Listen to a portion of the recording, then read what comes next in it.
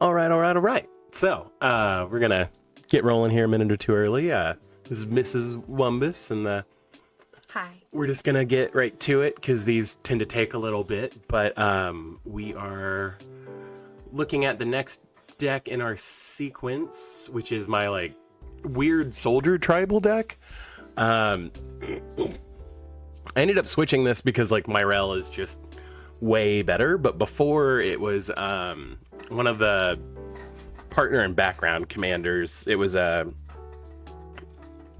I can't remember what her like full name was, but she tapped and you could look at the top X cards of your library, where X is the number of tokens you made, and pick one and put it back in your hand, put the rest in your bottom, which was good and fun. And then I did Inspiring Leader for the background to give all your tokens +2/+2, but like it just never did what I wanted it to do. And like at some point mono white's card advantage just comes from the board. So I switched it up to Myrel, and haven't really play tested it a whole lot with Myrel other than like fish bowling. But we'll get to that whenever I get a chance to play it. I actually just changed the sleeves on this, so I'll need to go update that, but we'll do that later. But yeah, so if you don't know what Myrel does, she makes it to where your opponents can't cast spells or activate abilities during your turn, and then whenever she attacks, you make the artifact soldiers for each soldier you control. But so, like I said, we're going to do this under the tags thing, because I do try to make sure all my decks, all the cards are tagged. But yeah, we got kind of I play in a league where being able to deal damage like first gets you a point, so I play some 1-drops, and so like Esquire of the King is a 1-drop that, you know, can be a lord later, so it's in here to be able, it's a soldier obviously, and then, you know, it can swing in for that early damage, and then I can't read any of these.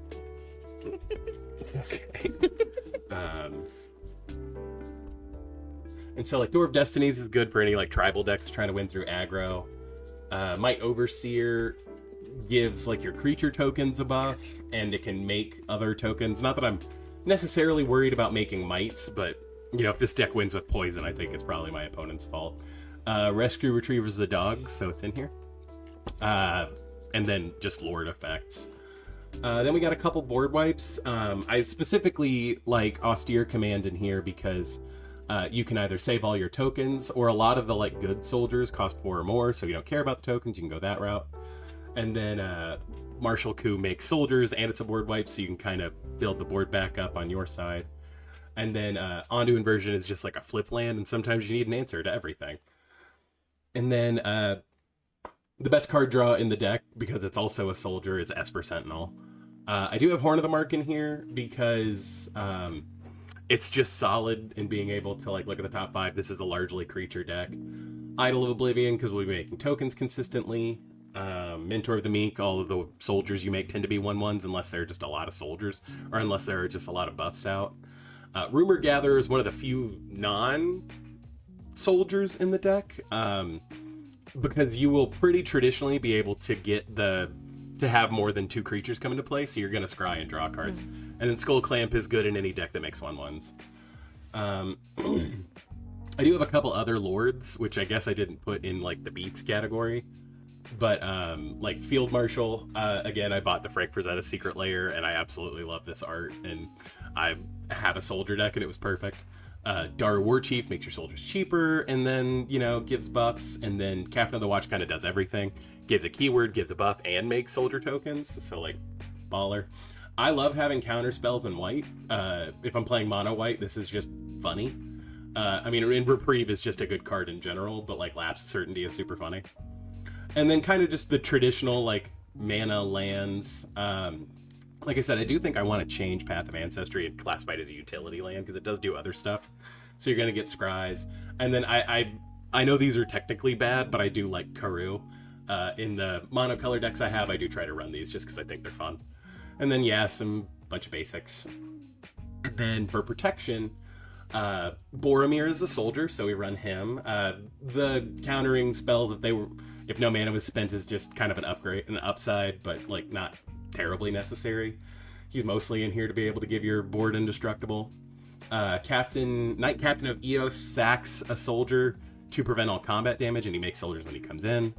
Like I've said in the past, protection can mean a lot of different things. So like this is obviously like protection from board wipes, and this is obviously like protection from combat damage. Lightning Greaves is protection, and Swiftfoot Boots are both protection for a specific thing. Martyr's Cause is like one of those like sneaky good cards. Yeah. I love the art on this one. On Martyr's Cause? Yeah, it's like old school. Yeah, so this was a list thing, but I want to say that's Urza's Destiny. So like this is like 97. I can't even see the symbol, so I couldn't tell you. So this is like 1997. It's a little hammer. Oh, yeah. Yeah.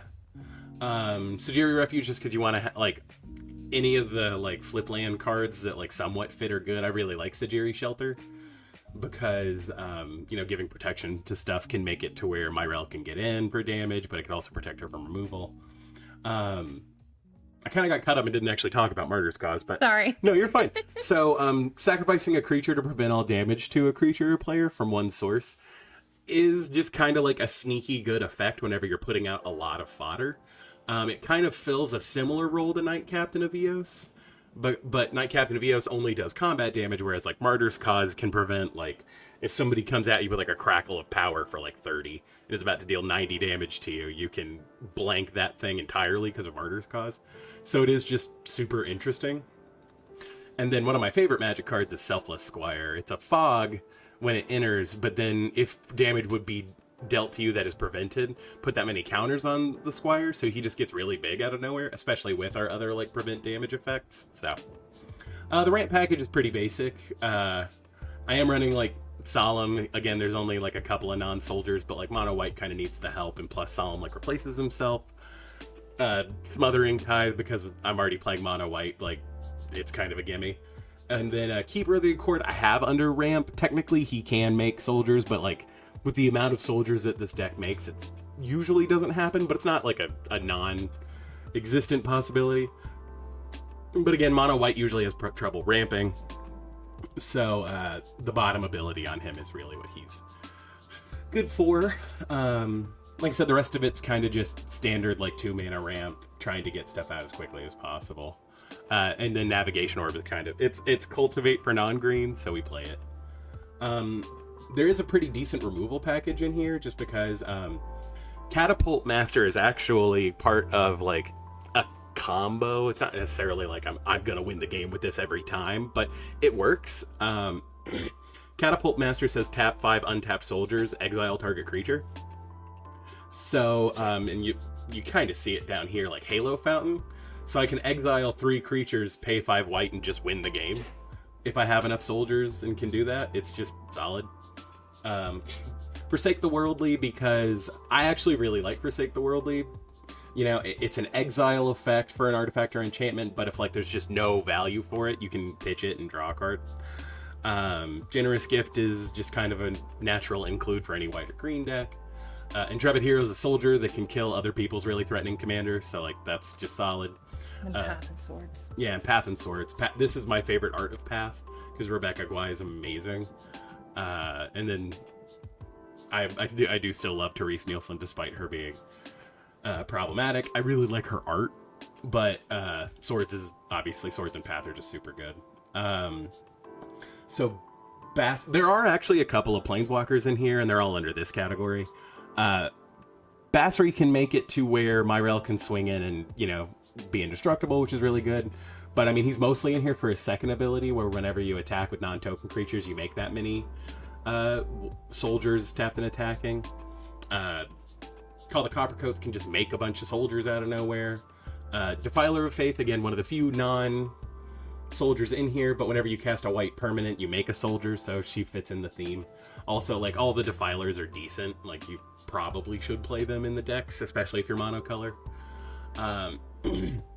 Elspeth Knight Errant just makes a soldier on her base, and then if you can get to her ultimate, which, I mean, isn't terribly hard because both of her abilities are pluses, it just makes your stuff indestructible, which is super good. Elspeth Sun's Champion, like, can board wipe. If you don't have any lords out, Myrel's power is only 3, so she can, like, clear the entire board. Usually for your soldiers to swing through. Obviously, she just makes 3 soldiers on her +1, which is really good. We kind of talked about Halo Fountain, but Halo Fountain can actually also be like a card draw. It's not hard to swing in with 2 creatures and be able to untap and to draw a card. There are a couple of like things that give vigilance in this deck, so like there are some non-bows with that, but it's not. I also have some other tap effects, so it's not impossible. Horn of Gondor makes soldiers. A lot of soldiers are humans too. Actually, I found out Daru Warchief.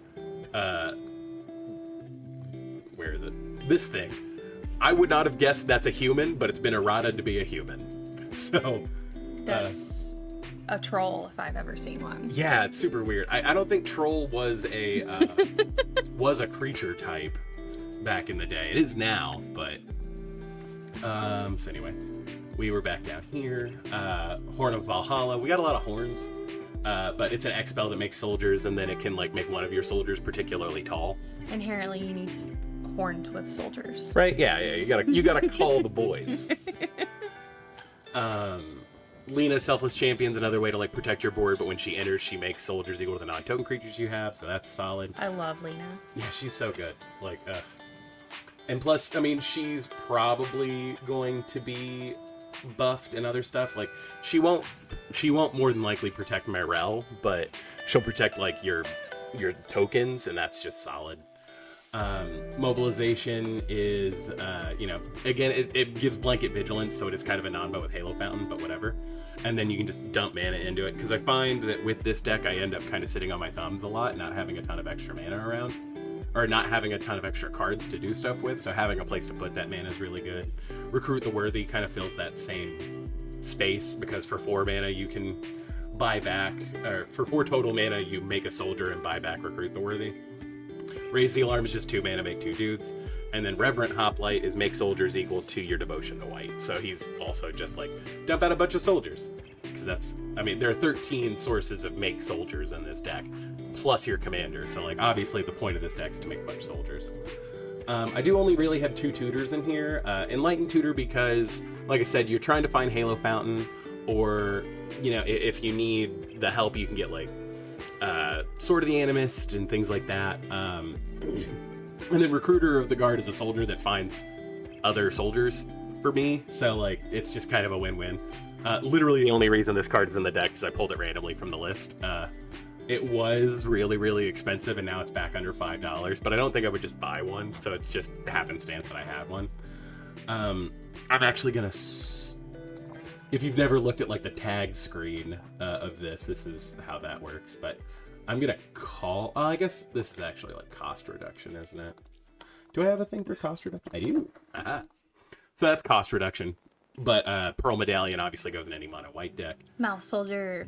Yeah, so one of the few non-human soldiers. This is actually relatively new, and I was like, I don't think I'm ever gonna trigger that like Valiant ability, but having a soldier that can come in and be a 3/1 on the ground and do some stuff, kind of threaten against blockers and stuff like that. And then if you need to, you can sack it to destroy an enchantment. It's just super cool. That's just good, especially for a 1 and a white. That's yeah. Little mouse guy. Little mouse guy's real cute. We like the little mouse. So I'm actually gonna put that in my like removal category. And then Paragon of Nudons is just another lord, but it can give all your stuff vigilance, like if needed. So like, that's pretty cool. I think I am gonna go through and change like my lord heading to beats so that that's in there like that. Utility lands, we've got some actually like interesting ones in here. Berry Ruin, because a lot of the stuff we're doing involves artifacts. Iganjo, Seed of the Empire. I just think mono white needs the help. Admittedly, I should probably get more of these just because they're not crazy expensive, but still. Ameria, because we're running mono white and being able to bring creatures back is really good. Forbidding Watchtower turns into a soldier.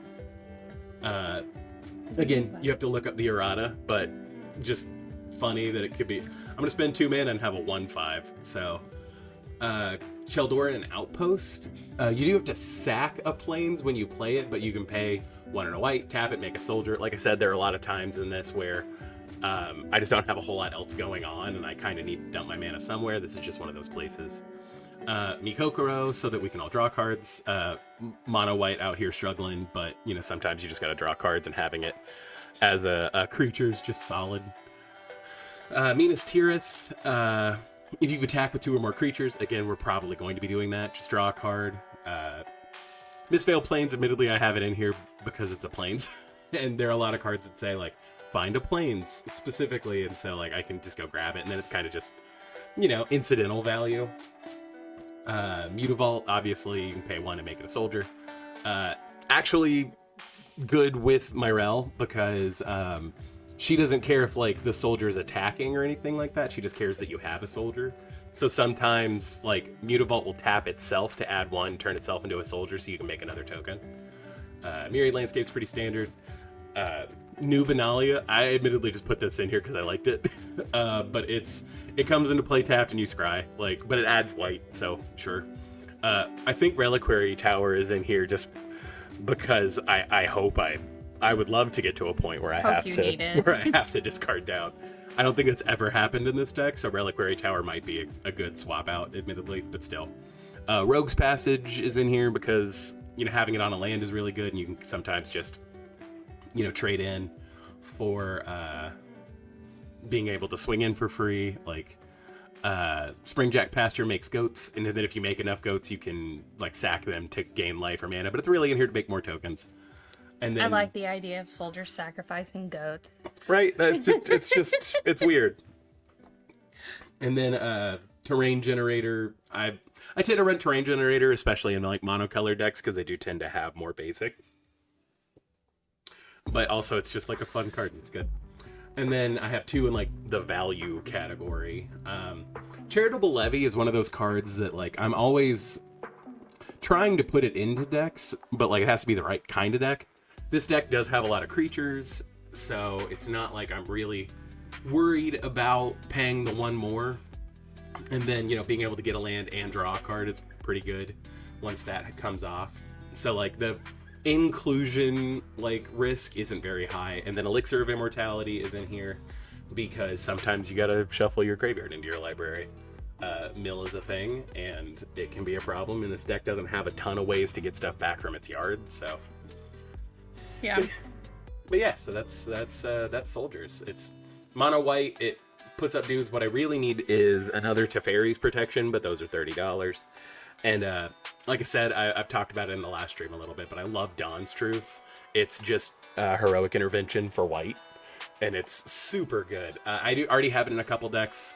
I'm slowly buying more of them. I probably get like 1 every other week. Just because, like, as I find them at the shop or, like, I order other stuff from, like, TCG Player or whatever, I'll pick up 1 more because I don't think they're going to stay $3. They probably won't. Well, I fully, like, Heroic Intervention was, like, one of those cards that nobody played, like, in Standard, but then it shot up to, like, $20 because everyone in Commander was like, oh, this card is so good. It's like, that's the same thing, but for mono white. And so now there are 2 of those effects that you can run in Commander decks if you're running white and green. Mono white obviously needs it, so it's just super good. Another reason why I need more Dawn's Truce is for Tristani, which we'll touch on in a little bit. Or maybe next time, it depends on when that shows up. Because I think I have Tristani ranked as like a mid-power deck. But yeah. I wouldn't call Tristani mid-power. So, like I said, how I rank low, mid, and high power is like how long it takes for the deck to get like its plan online. And so like low power is like turn 7 plus. Like it's gonna take a while for the deck to get like doing what it's doing. Mid power is like turns 5 to 7. Like so like Tristani usually gets online and starts gaining life and churning out tokens around like turn 5 or 6. Because like you've got to get Tristani out and then have a value piece. So like turn 5 or 6, and then high power decks can have their you know, plan online ASAP basically. Like Kaikar is a high power deck because I can play Kaikar on as early as 2, and then you know I usually have a couple value pieces and he's already doing stuff by like turn 5. Like I can threaten a win in that deck really quickly. I guess it's just the way that I play my decks. I'd consider them all low. Well, I mean, like I said, you have decks in every tier, but because Thassa's in this, isn't it? Yeah. So you have Thassa, Dogs, and Ren and Seri in here. So dogs, cats, and wet dogs. And so we're gonna touch on my Popper EDH deck super quickly. Haven't played it. I don't unfortunately know a whole lot of people who have Popper EDH decks, but as you can see, this deck was $45, and I think I only bought like one card for this deck, and I think it was a foil third Path Iconoclast because I had everything else. But yeah, so like the description says, Kaikar is my favorite deck, so I figured I'd take a swing at a PDH version of it. So it's just whenever you cast non-creatures, you make dudes. So as you see, there's only 5 creature spells in this whole deck, so it's pretty, instant sorcery heavy. But yeah, so like I said, this is a Popper EDH deck, meaning all the cards are commons, or were at least printed at common at some point. Hazardous Blast is actually just one of those cards that I like putting in decks in general. There are a lot of times where Hazardous Blast can feel like a Craterhoof Behemoth, because it deals 1 damage to each of your opponent's creatures, which may kill them, but the second line of text is creatures your opponents control can't block this turn. And so in a deck where you're spitting out a bunch of dudes and trying to get stuff ready, it's just super solid. And then the only real board wipe in the deck is Fiery Cannonade, because sometimes you just gotta clear out the junk. Yes, it's gonna kill most of your stuff too, but having that option is nice. Capsize, I was kind of shocked to find out was a common. This card is super good, especially in Popper EDH, because kind of like the mono white deck, you just kind of get to a point in the game where you're like, I have 1 card in my hand, and if it's Capsize, you can repeatedly bounce threats. If it gets to a point where you can be cool, I'm gonna start bouncing people's lands, it's super rude, but it's really good. So as you can see, there's a lot of card draw, because like I said, you just kind of end up with no cards in hand. So I've got some of the common hitters for drawing a bunch of cards. It's borrowing 1,000 arrows. There's probably going to be an aggro deck somewhere out there just because it's Popper. And this will let you draw a bunch of cards. Candy Trail I have in here just because it kind of does 3 things. Lets you scry, lets you gain life, lets you draw a card. Again, just instant speed, cantrippy, quick card draw spells are really good with Third Path Iconoclast. Distant Melody, because you'll make a bunch of soldiers with Third Path Iconoclast, so ideally you'll draw a bunch of cards. Frantic Search is kind of a free draw 2, discard 2, because you untap 3 lands. Gush lets you draw 2 cards basically for free, because you can time it whenever you don't have other card draw. You can actually kind of end up positive in mana with Gush, which is weird, but it's just a good card. The weird cloud penis. Hypothesizzle, I admittedly put some cards in here that I just like Hypothesizzle is just fun. Discarding a non-land card lets you deal 4 to something and you draw 2. Keep Watch, again, you can be in control of that by attacking with a bunch of your 1/1s, but you can also do it in response to other people swinging out.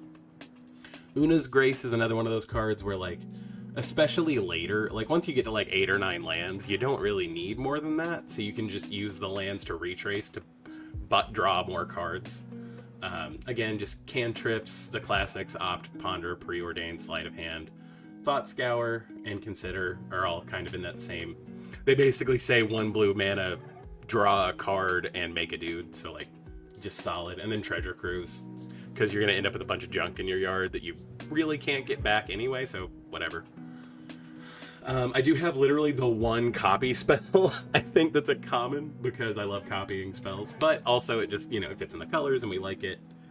I am running 2 ways to make your instants and sorceries cost less. Like I said, there are a lot of cantrippy things in here, so you don't necessarily need reduction, but there are plenty of things that cost more than, a generic mana, so. And then we've got some counter spells.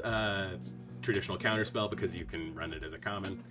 Dream Fracture, like I said, I try to run more counter spells where the player draws a card so it doesn't feel as bad, but then I'm also running Foil, a free counter spell, so it's and then Negate's just super solid, because most of the haymakers people are trying to do are going to be instants and sorceries. And then we've got just some kind of incidental damage. Erebor Flamesmith, Firebrand Archer. want to say there are actually a couple more I could slot in here, but this is what I have at the moment. Just deal a damage whenever you cast an instant or sorcery or a non-creature spell in Firebrand Archer's case. Galvanic Blast, because the soldiers that Third Path Iconoclast makes are artifacts, you'll probably be able to get the Metalcraft on Galvanic Blast. Lightning Bolt, again, we're playing Pauper, you might as well play a Lightning Bolt. And then Makeshift Munitions. Again, whenever you get to a point where you're like, I have a bunch of creatures and nothing to do, you can kind of turn them into damage. So, I have an Ardent Elementalist that lets you buy back an instant or sorcery. And then Felden's Cane lets you shuffle your graveyard and then you exile Felden's Cane. That way you kind of get like one reset. And then I got a whole bunch of mana lands. I am running I guess I'm not running the other cycling land, but I've got one of them. And then Path of Ancestry. Not that there's like a ton of like creature type sharing because I've only got the one, but I'll probably be casting Third Path Iconoclast multiple times. And then again, the ramp package is pretty standard. I did include Commander Sphere in here, but actually the ramp's a little bit better in this deck because casting rocks later in the game means you make a dude. So I am running some like somewhat inefficient ones like Commander Sphere, Izzet Locket. Unstable Obelisk is one of those cards I bought a lot of because I put it in a lot of decks and then like slowly realized it wasn't great. But in Pauper, it's really good because sometimes you're just like, I can't deal with that enchantment. I'm an Izzet deck. So sometimes you're willing to sacrifice Unstable Obelisk to deal with a problem. And obviously, again, there's a lot of removal. So like Abrade, Boomerang, Echoing Truth, Snap are all like bounce. Which I guess kind of is what like Capsize would fall under, but still. Abrade and Shenanigans and Raven Form can all deal with artifacts. Frogify just makes somebody else's PDH commander shut off, and then Resculpt is just exile wipes. So like I said, a couple of these are sorcery speed, but like they have other benefits. Like Raven Form, I can foretell it and then cast it for one later on like just a specific problem. And then Shenanigans you can dredge, which I just think is funny. But it's a repeatable way to destroy artifacts. I like that solid. Then I've got a bunch of ways to just make tokens generically. Like Dragon Fodder, Empty the Warrens, Goblin War Party, Goblin Wizardry, Krinko's Command, Rally the Hornbug. They all make tokens in some way. They make goblins. And then Rally the Hornbug makes humans, but whatever. Goblin War Party being particularly good because it can make 3 goblins or pump your team and give it haste, but you can do both. So like that's just solid. Goblin Wizardry makes Goblin Wizards with prowess, which we just like. Actually, I'm not sure why I have Siege Smash in the token. That should be in the removal, but it destroys artifacts and you can buff a thing and give it trample. Let me fix that really quick. That should be under removal. I actually just really like that card because it has split second, meaning like people can't counter it or do stuff to it. So again, sometimes you just have to solve very specific problems. And then You've Been Caught Stealing can kind of like force blocks, but it can also like make treasure if you're like swinging out with enough dudes and can kind of ping people. You can turn 2 mana into 3 mana, so like solid. My utility lands are obviously kind of underwhelming. We are running Dwarven Mine, which just, if you have enough mountains, just makes another body. Okay, so I do have this in here. I don't know. I've just messed up and put Lonely Sandbar in the mana lands. But I am running both of the cycling lands that only cost 1 mana. Halimar Depths lets you look at the top 3 and put them back in whatever order. Hidden Volcano is just kind of like extra value. Like I said, you kind of get to a point where you don't really need mana anymore, so you're fine sacking your lands for value. Mystic Sanctuary lets you get something back. Opal Palace will let you filter mana, but it'll also let you, cast a slightly stronger Third Path Iconoclast, which is just good. Shire Terrace, Ash Barrens, and Evolving Wilds all kind of just thin the deck a little bit. And then, like I said, Takacia's Dig Site lets you look at the top, and you can put it in your yard. That way, if you don't need it, it's just more card advantage, which, again, is on the low end in this. And then for value, I have like Izzet Charm just because it can do a bunch of different stuff. Limbus kind of falls in that same category as Candy Trail that we talked about earlier. But like when it enters, you scry and draw, and then you can sack it for life. but it shuffles into your library. So if you do somehow get to a point where you're like, I only have one card left in my deck, you can kind of cycle WuMBBAS a lot. And then, well, I guess you can't because you would kill yourself when you cast WuMBBAS if it was your last card, but whatever. And then Warlord's Fury just gives your stuff first strike, and then you draw a card, so it's another cantrip. But yeah, so we kind of went through the PDH deck quickly. But now we are going on to one of Mrs. WuMBBAS's decks. Rin and Seri Cat Tribal. I technically built this deck for Lily, my niece, because she said that she would want to try playing Magic if she could play cats. And so this is Cat Tribal. I prefer tribal decks. Yeah, I have noticed that. So yeah, Rin and Seri was like one of the Secret Lair commander decks, but I missed out on being able to get that because it was only available for like 6 hours. That being said, Rin and Seri is super strong. I was playing back in M21 and, remember when this deck first started being a thing. But whenever you cast a dog spell, you make a 1/1 cat. Whenever you cast a cat, you make a 1/1 dog. And then you can pay red, green, white, or like Naya mana, tap Rin and Seri, and then deal damage to any target equal to the number of dogs you control, and gain life equal to the number of cats you control. So, obviously, like the game plan of the deck is cast a bunch of cats, make a bunch of dogs, deal a bunch of damage. So let me sort this into types and tags. Okay. And so again, if you're gonna make a bunch of creatures, just being able to like swing in is really good. We've got some like cat classics. So like Fleece Mane is just a solid creature, but it's a cat for 2. So like, There are a couple of mutate cards in here, just because I think it's funny to like staple a cat onto a cat. Jazal can, you can activate that ability multiple times a turn, so you can make your like whole force huge if you have the mana. Jetmir is kind of like the finisher, because if you control 3 or more creatures, you get the first ability. 6 or more creatures, you get the second, and then 9 or more, you're probably gonna have 9 or more creatures most of the time. So Jetmir basically says, for 4 mana, make a 5/4 that gives your whole team Vigilance, Trample, and Double Strike. The art's kind of silly. He's a cat demon, but he's also a mob boss because that was like the flavor of New Capenna. It's just funny. And then Kahira is like a big cat that just buffs your cats and gives them Vigilance, which is kind of nice. King of the Pride is like a 3 mana lord that just gives all your cats +2/+1. Lion Sash is actually just a good card in general, but you can equip Lion Sash to stuff and it gets +1/+1 equal to the number of counters on it, or it itself is just like a 1/1 creature that can put counters on itself by exiling permanents from your opponent's yards. So just good. Admittedly, Pride Malkin, like there are a couple of ways to put +1/+1 counters in here.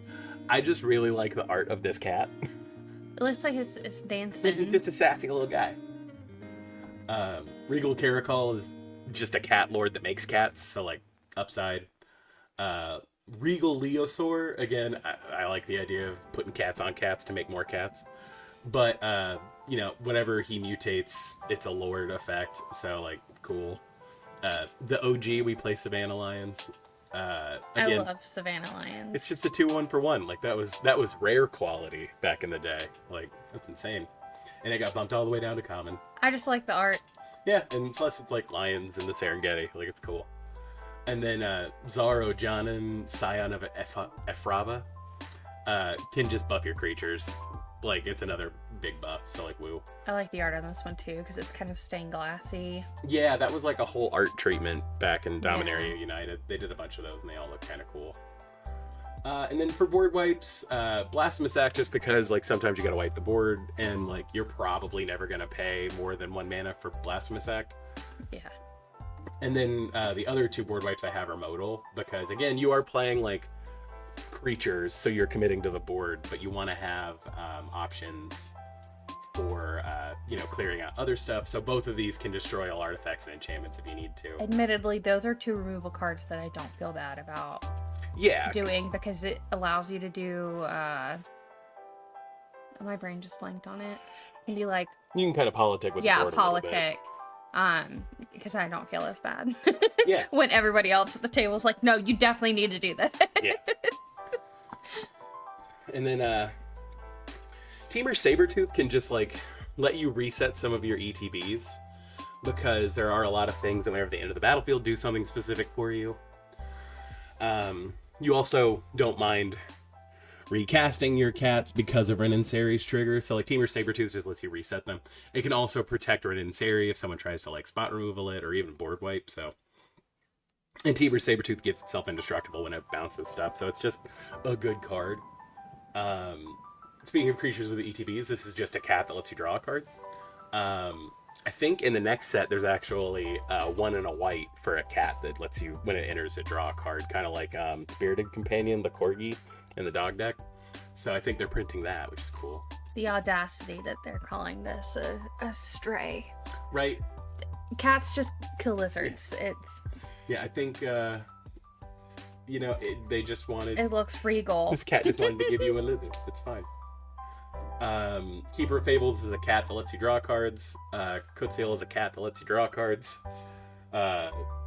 Oreskos Explorer, I'm putting it under card draw because you don't actually get to like put the lands out, but it does put a bunch of planes in your hands, and it's planes cards, and there are a lot of like non-basic like card type planes in this deck, so we do run that. Rich Card Expertise because you need to draw a bunch of cards. One of my favorites. Yeah, well, and one of your cats is probably going to be pretty big.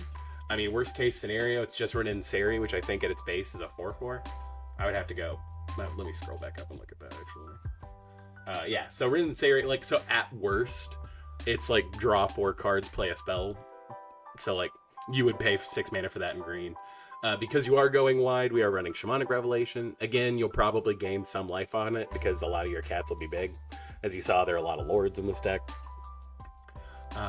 But yeah, drawing a bunch of cards. Skull Clamp, because the tokens you make are 1/1s. Again, any deck that pumps out 1/1s are gonna, Skull Clamp is gonna be really good in. And then Vanquisher's Banner, because it's tribal. Whenever you cast a cat, draw a card. I always forget how good Skull Clamp is until you're telling me about how good Skull Clamp Oh yeah, is. well, it's just pay 1 mana, sacrifice a creature, draw 2 cards most of the time. And like, that is just very strong. So. And so, I do have War Leader's Call in here. Admittedly, I think this deck would be good with like an Impact Tremors or even like Perforos or something like that, but I like War Leader's Call more because it is also like a Lord effect that gives all your creatures +1/+1. But being able to like deal a damage whenever another creature enters the battlefield is really good. And it's not like it's each opponent, so like it is just solid. That's a cat.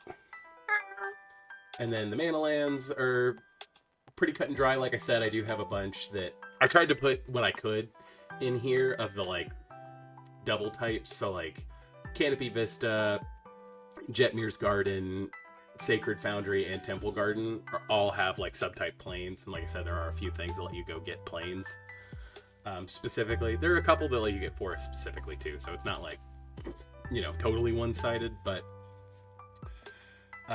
then we've got like a fair amount of like just protection. Boros Charm makes your team indestructible, but like it also isn't totally irrelevant to give your stuff double strike or deal 4 damage to somebody. Heroic Intervention, like I mentioned, it makes your stuff hexproof and indestructible. Super good. This deck would also do well with the Dawn's Truth just because having both of those is super solid. Set's Tiger can it gives you like the player protection from a color. So if someone's swinging at you and it's like, oh, they have mostly green creatures, cool, I'm just not going to take creature damage from green sources this turn. But it also can help in those situations where somebody's playing oh, well, I'm gonna storm off and Grape Shot for 1,000. It's cool, I'm gonna Set's Tiger, give myself pro red so your Grape Shot doesn't do anything. So it does have kind of those niche things. People are going to want to try to kill Rin and Seri, so I put Swiftfoot Boots in here. I should probably put a Lightning Greaves in here too, but I don't think I had an extra one when I was putting this together. So what is it? The Whisper Silk Cloak. Whisper Silk Cloak wouldn't be bad. If you could give Rin and Seri Vigilance, because you want to keep Rin. You actually don't really want to swing with Rin and Seri that much. Yeah. Because you want to be able to activate her ability to deal the damage and gain the life. I can't remember. Does Rin and Seri have Vigilance? I think. Does it? No, yeah, that would be insane. That it had like 4 abilities. I just like Whisper Silk Cloak because I like the idea that they're under an invisibility cloak. It's like the idea that you would put a cat in a cloak. That's cute. But, so there are some like cat ramp, which I just think is fun. Black Market Tycoon, he taps to make a treasure token. He'll deal damage to you on your upkeep if you have treasures, so like you do want to use it that turn. But it's basically a cat that taps for mana, so like solid. Cryptolith Rite is in here because again you're going pretty wide. So being able to tap your creatures for mana is just super good. That's a pretty cultivate. Yeah, so this was the secret layer, I think. And then this Farseek just has bunnies, and I like cute things, and cats are cute, so bunnies are cute too. Except the cats would definitely murder. Maybe. Unalive. Maybe. They would unalive them. Roxanne is a cat that makes meteorites, which tap for mana, so it's like a cat that ramps. And then I do have Utopia Sprawl in here. I'm trying to put as many ways as that lets you cast Rin and Seri a turn earlier as possible. That's why like most of this ramp is 2. 4 mana commanders are in that weird spot where if you can cast a ramp spell on turn 2, you can play your commander on turn 3. I'm gonna say you can base on turn 1. I don't want to. Okay. And then there's some removal. Cats are pretty good at removal in general, so like Chaos Warp is in here. Collective Resistance is again one of those cards that I'm putting in more and more decks because it can, for escalate mana, you can destroy an artifact and an enchantment, or you can like protect your commander by giving it hexproof and indestructible. So it's just like it saves one thing, but it is very good. I put Enlightened Aesthetic in here because I just really like the art, and I had a foil one. It's just really cool and like ethereal and spacey. Kasali Pride Mage, again, I had like the promo and I was like, I'm not gonna not put it in here. Exalted doesn't come up that much, but again, being able to pay 1 to destroy an artifact or enchantment is really good. And Wild Magic Surge, again, I think I talked about this. In red decks, I tend to run both Wild Magic Surge and Chaos Warp because they're both very good. Alms Collector, again, because your card draw sources are kind of limited. It's a cat that kind of hoses other people for trying to draw like a bunch of cards all at once. So it's just a good card.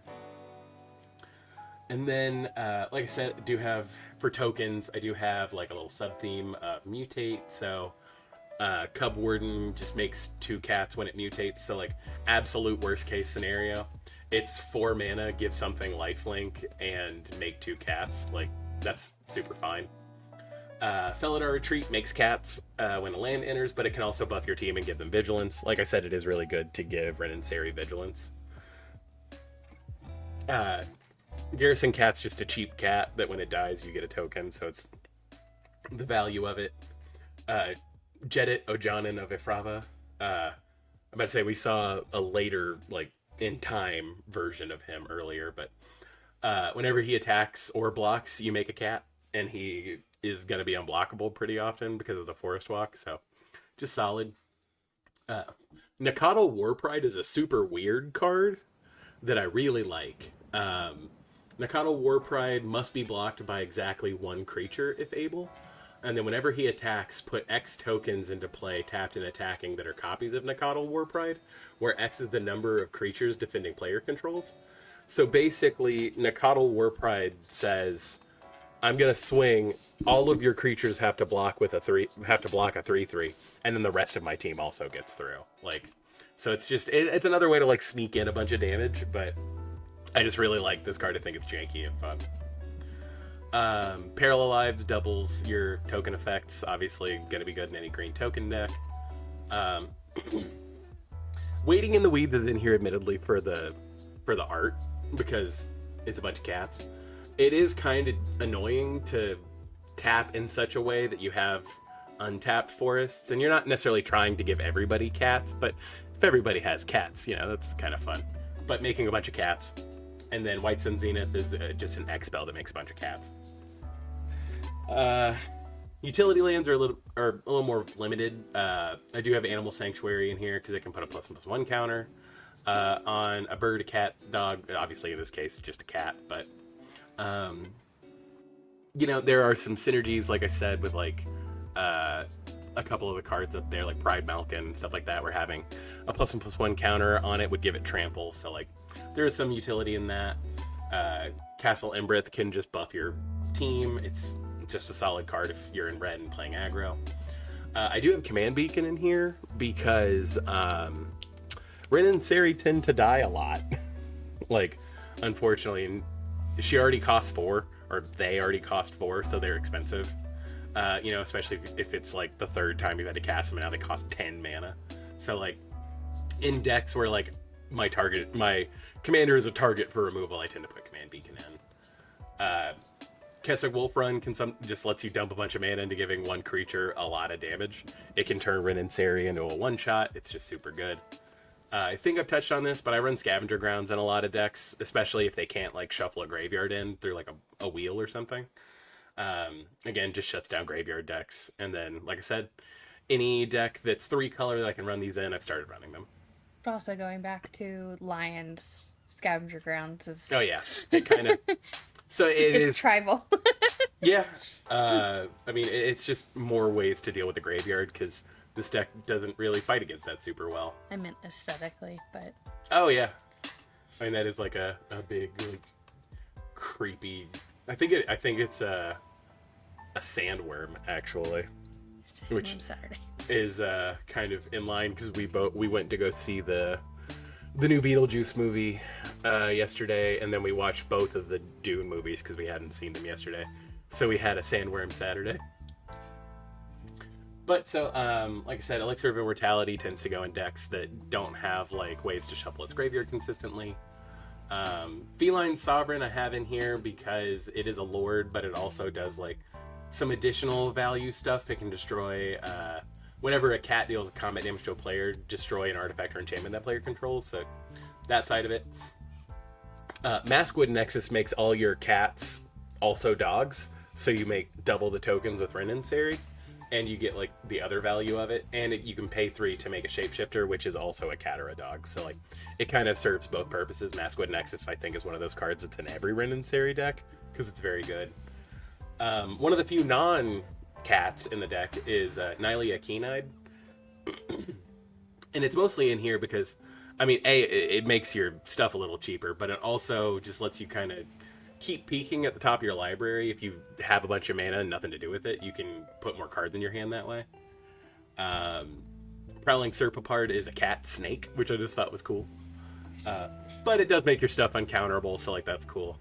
And then because we can gain a lot of life sometimes, this is also just like one of Abby's favorite cards, and it's a big cat. So, but yeah, winning the game out of nowhere because your life's over 40 isn't difficult with Ren and Seri. So, but yeah, so that's and then I actually on a couple of these I will have like stuff in like a considering. I've actually already got that on here, so I can take that out. But I've got some like stuff that like would be good in this deck. So like Doubling Season is one of those cards I might put in here if we get more like +1/+1 counter synergy, or if they, you know, make better Ajani Planeswalkers that care about cats. Anointed Procession is just white parallel lives, so. Ajani Nakatl Pariah is just an expensive card right now, and I just don't feel like shelling out $20 for this right now. Arabo's kind of in that same vein. I'm not the hugest fan of the Eminence commanders in general. I did buy that whole set, and I think the only one I still have together is Edgar Markov, but that's mostly because I just love vampires. But admittedly, like, Arabo would just be a good inclusion because, again, it would give like one of your cats a big buff and trample, so like it isn't bad. WuMBBAS is one of those cards that can make cat soldiers, and it does a bunch of stuff. It's just, again, I didn't have one. Imposter of the Sixth Pride looks like a cat, but it is a cat and a dog. I just didn't have one loose. Ocelot Pride, again, is just expensive, so... And admittedly, I would need more than one. And if the first one we get would go in Tristani. So this is that thing I was telling you about that has like the city's blessing. Mm-hmm. So at your instep, if you gained life at all, you make a cat. And then if you have the city's blessing and you made a cat, for each token you control that entered the battlefield this turn, you make an extra one. So like Ocelot Pride is nuts. And like there's a reason it's $45, but I really need 2 of them. And like I was just saying, I didn't feel like ponying up $20 for a Johnny, so 45's a bigger jump. I wish I had bought one, because like very briefly, like whenever Modern Horizons 3 first came out, they were like $20, and I was like, and now, yeah. So, and then Wild Nacatl. Admittedly, the reason why I don't have an extra Wild Nacatl to put in here is because I have a playset of Wild Nacatl in one of my Pauper decks, but it's just a 1-mana 3/3 most of the time, so like. It is good, but like it's also not like super important. Okay. So that was cats. Yay. And so we will go to a deck that I recently put back together, actually. So Sharoom was printed before Commander really became a thing. And I like Commander decks that do that anyway. But actually, this was really like the first like dedicated, like I'm gonna look for a combo and do the combo deck. I am still waiting for, I'm like slowly getting the pieces back for it together, because the original version of this deck had 2 combos in it, and I think I've only got 1 in there right now. But in the meantime, obviously the point of the deck is just dump out a bunch of artifacts and like, you know, do value pieces with that. So like Filigree Attendant and Master of Ethereum both just are very tall because of the amount of artifacts you control. And Master of Ethereum gives your other artifact creatures a buff, so like that's just value. I probably do need more board wipes in this deck, but for right now I just have Austere Command and Cataclysmic Gearhulk. Cataclysmic Gearhulk because it is an artifact, so... Baleful Strix is just one of my favorite cards. It's a spooky owl. It's pretty. I also just really like Nils Ham's art in general, but it's a good early game play because you can play it and it kind of deters people from attacking you. It replaces itself. Basim Ibn Ishaq is just like a super good card. I'm kind of shocked he hasn't made more waves and other stuff. But so artifacts are historic spells. So whenever you cast a historic spell, you draw a card and then it makes him unblockable. So like sneaking in a little damage, going that route. Admittedly, he is mostly in here for the card draw, but and then whenever he deals combat damage to a player, you put a +1/+1 counter on him, so he gets a little bit bigger, which does make him eventually a target for removal. But like, I think I could probably politic into being like, I'm not going to swing at you with this unblockable creature. I'm just trying to draw cards, and so that might stave off people from like absolutely destroying him. Days Undoing, I've talked about. I just love wheels. Ristic Study is just card draw value. Step Between Worlds is a wheel where people don't have to wheel if they don't want to, so we like that. Thopter Foundry, because we do have a bunch of artifact creatures, and we are probably going to have an artifact every turn. It just makes Thopters and draws cards, so that's like just value. And then Thoughtcast, usually you're going to pay a blue and draw 2 cards, so like that's pretty good. Helm of the Host is in here for a very specific reason that we may need to cover more in depth, but really the goal is to put Helm of the Host on Sharoom so that you can make a copy of him and get his ETB again every turn. And obviously like that by itself can be a win con, because like just making a 5/5 flyer every turn is, you know, will win you games eventually. Phyrexian Metamorph is just a clone that is also an artifact, so like it synergizes. Saheeli's Artistry can make a copy of an artifact and a creature, except it's also an artifact, so it's 6 mana. Make a copy of the best artifact on the battlefield and a copy of the best creature, and they're both artifacts, so it's just a lot of value for 6 mana. And then I have 2 ways to make your artifact spells cost less. I do have a Marionette Apprentice in here. I ended up cutting Marionette Master just because it was a little too expensive for what it was doing. But Marionette Master can make dorks and then also like drain people for whatever your artifacts go to the graveyard. Again, we do have like stuff that like wants to die and wants to come back, so Marionette Apprentice is just a solid include. We have Refurbished Familiar in here because most of the time it's going to be a single black for a 2/1 that makes your opponents discard cards. Super good. And so Lighthouse Chronologist. This seems kind of out of place, but with Helm of the Host, Lighthouse Chronologist, and another card we'll talk about in a minute, it's obscene and not cool. So having a Sharoom every turn and then taking a turn between every other player's turns means each turn cycle I'm going to make 4 Sharooms, which is, again, kind of a clock. But, again, there's a very specific combo with one other card that we'll touch on in a minute. Bolus's Citadel, admittedly, I just had one, but this card is insanely strong, and it's an artifact, so value. You will end up making a lot of just junk sometimes, so like the sacrifice 10 permanents, each opponent loses 10 life is a valid win con. Bolus's Citadel is actually the reason why I'm not currently running like Sensei's Divining Top in here, because I don't want to go that route with the combo. But I also just didn't have a loose Sensei's Divining Top, so that might change. It just depends. I don't necessarily like infinite combos. I prefer like non-deterministic combos, but Aethersworn Sphinx, again, affinity, and then even if its cost is reduced for the Cascade, it still cares about it. So like you're probably going to get a free thing that's hopefully worth more than 2 mana, 2 mana, so like it's just solid. Frogmite, Mirror Enforcer, and Sojourner's Companion are often just going to be free. So like a free 2/2, a free 4/4, and a free 4/4 is just pretty good. Plus there are the artifact lands in here, so like Sojourner's Companion can also get you a land in your hand, so like it is value. And then Temporal Aperture is just like my favorite card. It's just a silly, goofy little thing, and love that. But Temporal Aperture, you pay 5, tap it, and then shuffle your library, reveal the top card, and you can cast it this turn. Or you can play it this turn, because you do want to do this before you play a land, in case you reveal a land, which would suck, but hey. But love that card. I've actually had, like, at one point I had, like, so many copies of it, and I just gave a bunch away.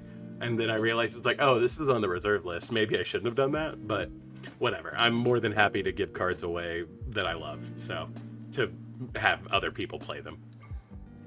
I am running a Campfire in here. Again, Sharoom can get kind of expensive. He already costs 6. And sometimes it's just, you know, a whole thing. Plus the incidental life gain, because there isn't a ton of life gain in this deck, is value. So mana lands, like I said, this is going to be a little bit more interesting in this deck specifically, because, like I said, I do have, like, Ancient Den. I don't think I had an extra Seed of Synod or an extra Vault of Whispers, because they were in other decks. But, like, those are things I'm kind of just, like, looking for incidentally. But, like I said, it was just mostly the duels that I had laying around. Because I kind of just threw this deck together because I was like, I want to kind of vibe with that original feeling whenever I put this deck together in college. Of, like, these are cards I have. Let's play with these. But, like, I do have the artifact lands. I think I have all 3 in here. Yeah, I do. I have all 3 of the tapped artifact lands that are indestructible. I do really want to slowly get all of, like, the Shards of Alara foils, because I think they're particularly pretty, and this is just, like, my favorite art of Swamp. I have one foil one, and I did not pay $6 for it, which is awesome, but that, if I can't get all of those, I would kind of like to switch out to the Brothers War ones that have all, like, the mechs in the background, because I just think that'd be cool. There are, weirdly, a couple of Sphinxes in here, so, like, I have Path of Ancestry. I feel like if I'm running Arcane Sanctum, I'm, like, I would have to choose between Arcane Sanctum or Path of Ancestry. So, like, if I was gonna cut one of them, I would cut Arcane Sanctum.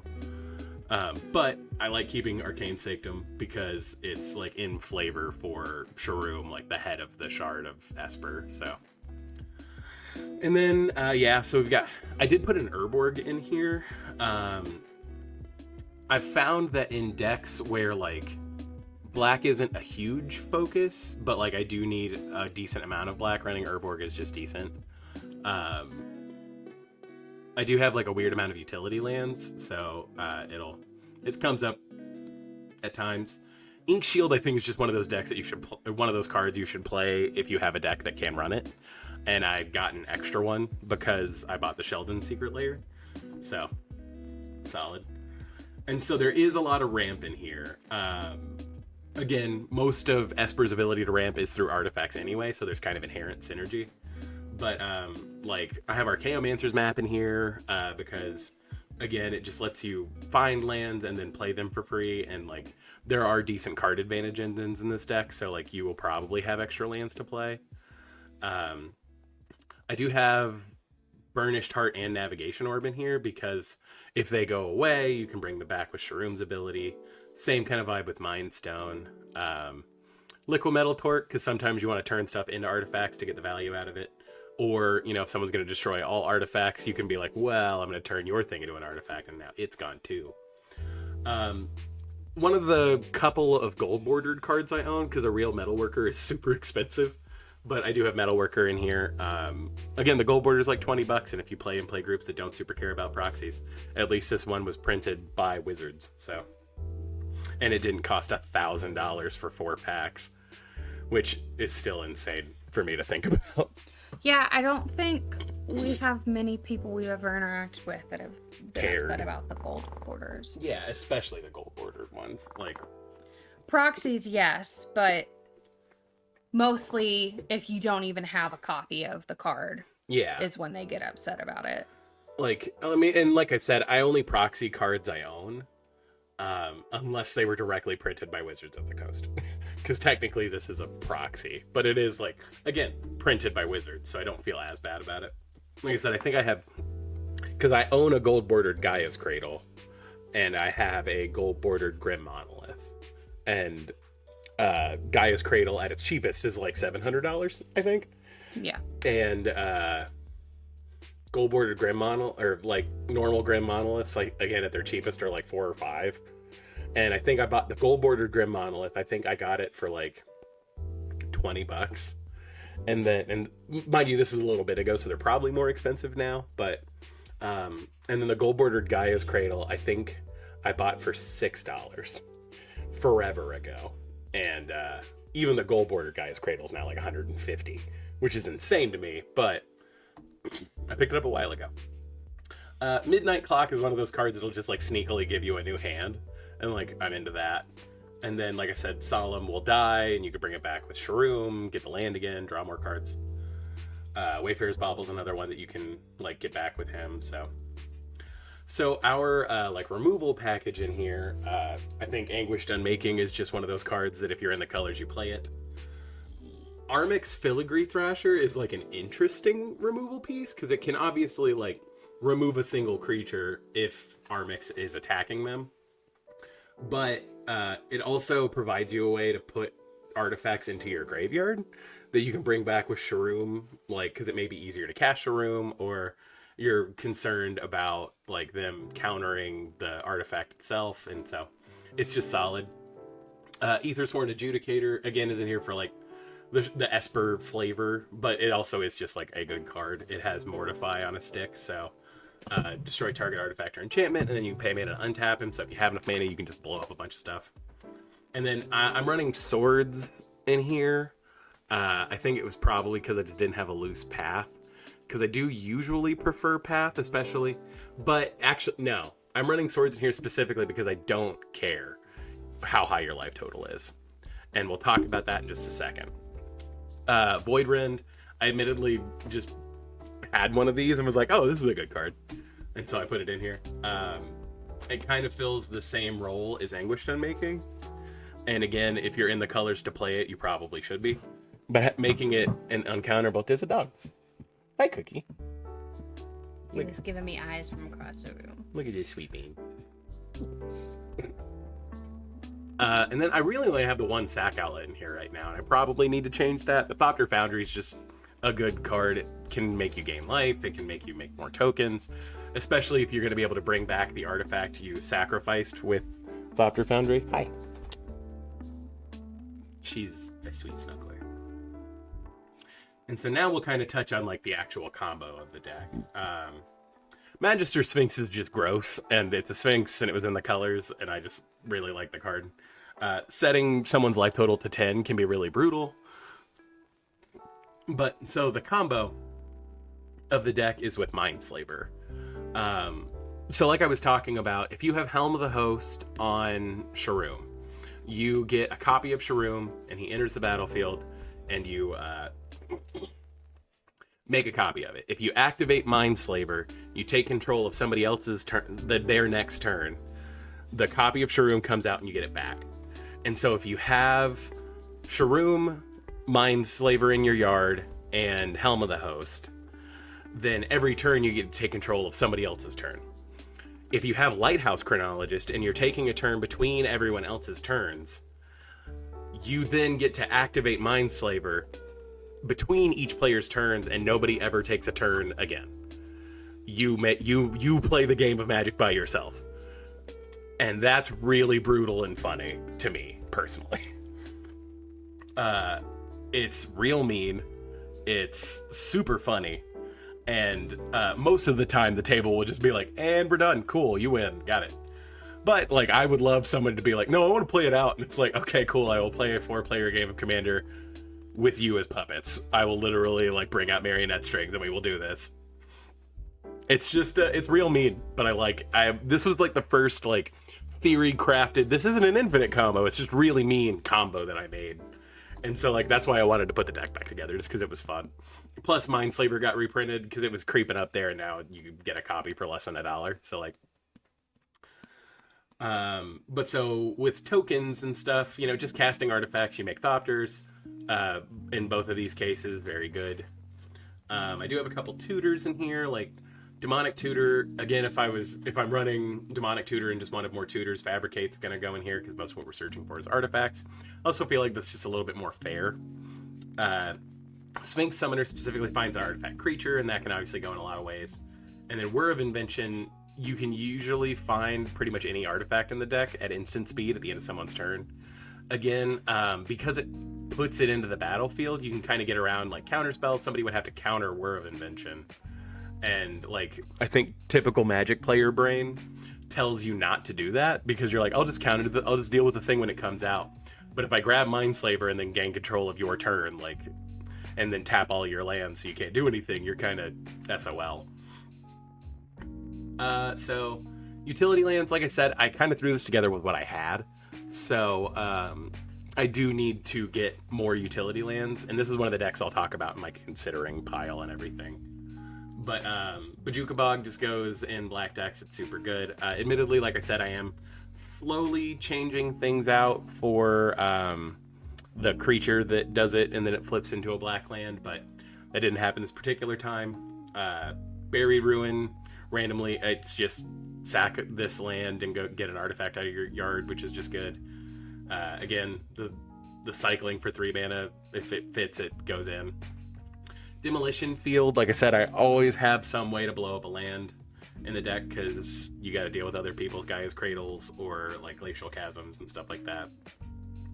Inventor's Fair is one of those cards I bought a bunch of back in the day whenever they weren't crazy expensive, and then they got crazy expensive.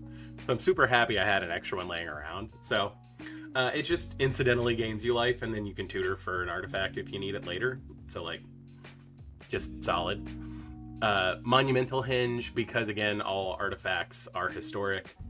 I think I pulled this out of a pack and was like, huh, and I put it in my binder and didn't think about it until I made this deck. So yes, this is a fairly recent deck edition. And then Obscura Storefront, again, I think in the colors where you're able to run these, you probably should. And then so like the value pieces, Crystal Skull, Isu Spyglass is another way to like play stuff off the top of your library. Again, most of your deck is going to be artifacts, so you can just cast them. Again, another reason why I'm not currently running Sensei's Divining Top, because I didn't really want to like win that way. But again, I might put Sensei's Divining Top in here. This is one of those cards where I was like, they printed a card that does that. That's awesome.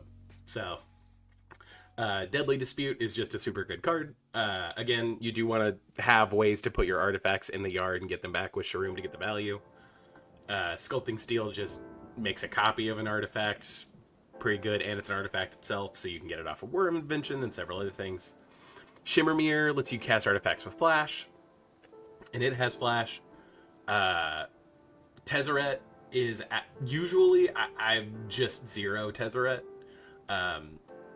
Being able to just draw 2 cards every turn for 5 mana, and then sometimes the incidental value of like, I need a flying blocker right now, is super good. Tezzeret, Master of the Bridge, is just one of those cards where I was like, I want to make an artifact deck around him. And actually, in my like drafts of decks, I have an Oathbreaker deck that's Tezzeret, and it's real mean. But obviously, in this case, it makes your creatures and I guess your 1 Tezzeret cheaper. But obviously, like, he's just a super good card. You know, being able to bring stuff back from your yard. I guess it really depends on if I would ever use his ultimate on what I already had in hand, because I wouldn't want to like accidentally exile Lighthouse Chronologist. But and then so like Transmutation Font is one of those cards that like I am consistently impressed with. It's not uncommon to have 3 different types of artifact tokens. And so paying 3 to tap and then sack it and then put any artifact from your graveyard on, or any artifact from your library into the battlefield is nuts. This card single-handedly has won me games for sure. And so like I said, my considering's a little bit larger Oh my goodness. on this side, so we're just gonna comb through here. I think these are fairly obvious. Conjurer's Closet would be another way. So if you blink Sharoom, it can bring back an artifact, obviously. So that's just like another way instead of Helm of the Host. So it's just for redundancy. Like more card draw. If I had an extra Esper Sentinel, it would go in here. More card draw. I don't necessarily need Mystic Remora. Sensei's Divining Top, I've talked about, it would go infinite with a lot of stuff. Thought Monitor, for the same reason Thought Cast is in here. But again, I just didn't have an extra one. I should probably pick one up. I probably need more counter magic in here. Torrential, again, I need to pick up another Seat of the Synod and another Vault of Whispers. Banished to Another Universe would cost 1 in most cases. I needed more generous gifts. And a lot of the reason why I haven't put like Junkwinder or Seat of the Synod or like Thought Monitor or Conjurer's Closet in this deck is because I have them in another deck that we'll touch on in a little bit. And I don't want my decks to feel too samey. Worldwalker Helm, again, is in that other deck. But, I mean, it would do really well in here just because making more junk, having other stuff to sack to Transmutation Font. Admittedly, I mostly built this deck because I really wanted to get this card. So, like, a lot of your artifacts are value 3 or higher, and it enters the battlefield, and there's, you know, like, token copies would retain it. And so a lot of what you're doing is going to trigger this, so you'll just make a bunch of colorless constructs, and they'll be huge because obviously they're big dudes. And I'm actually super happy to see it's down from like the 50 that it was down to like 22, but still a little bit too much for me to warrant buying right now, but I do want to get to that point. I do have a bunch of just like stuff that has affinity because I just think it's funny and interesting. I'm probably not actually going to get them. The only one that I'm like, I need this card is Mycosynth Golem, because it's another way to give all of your artifact creatures affinity. Like, just having Incidental Scry is good. Giving your stuff hexproof is more than likely going to be relevant.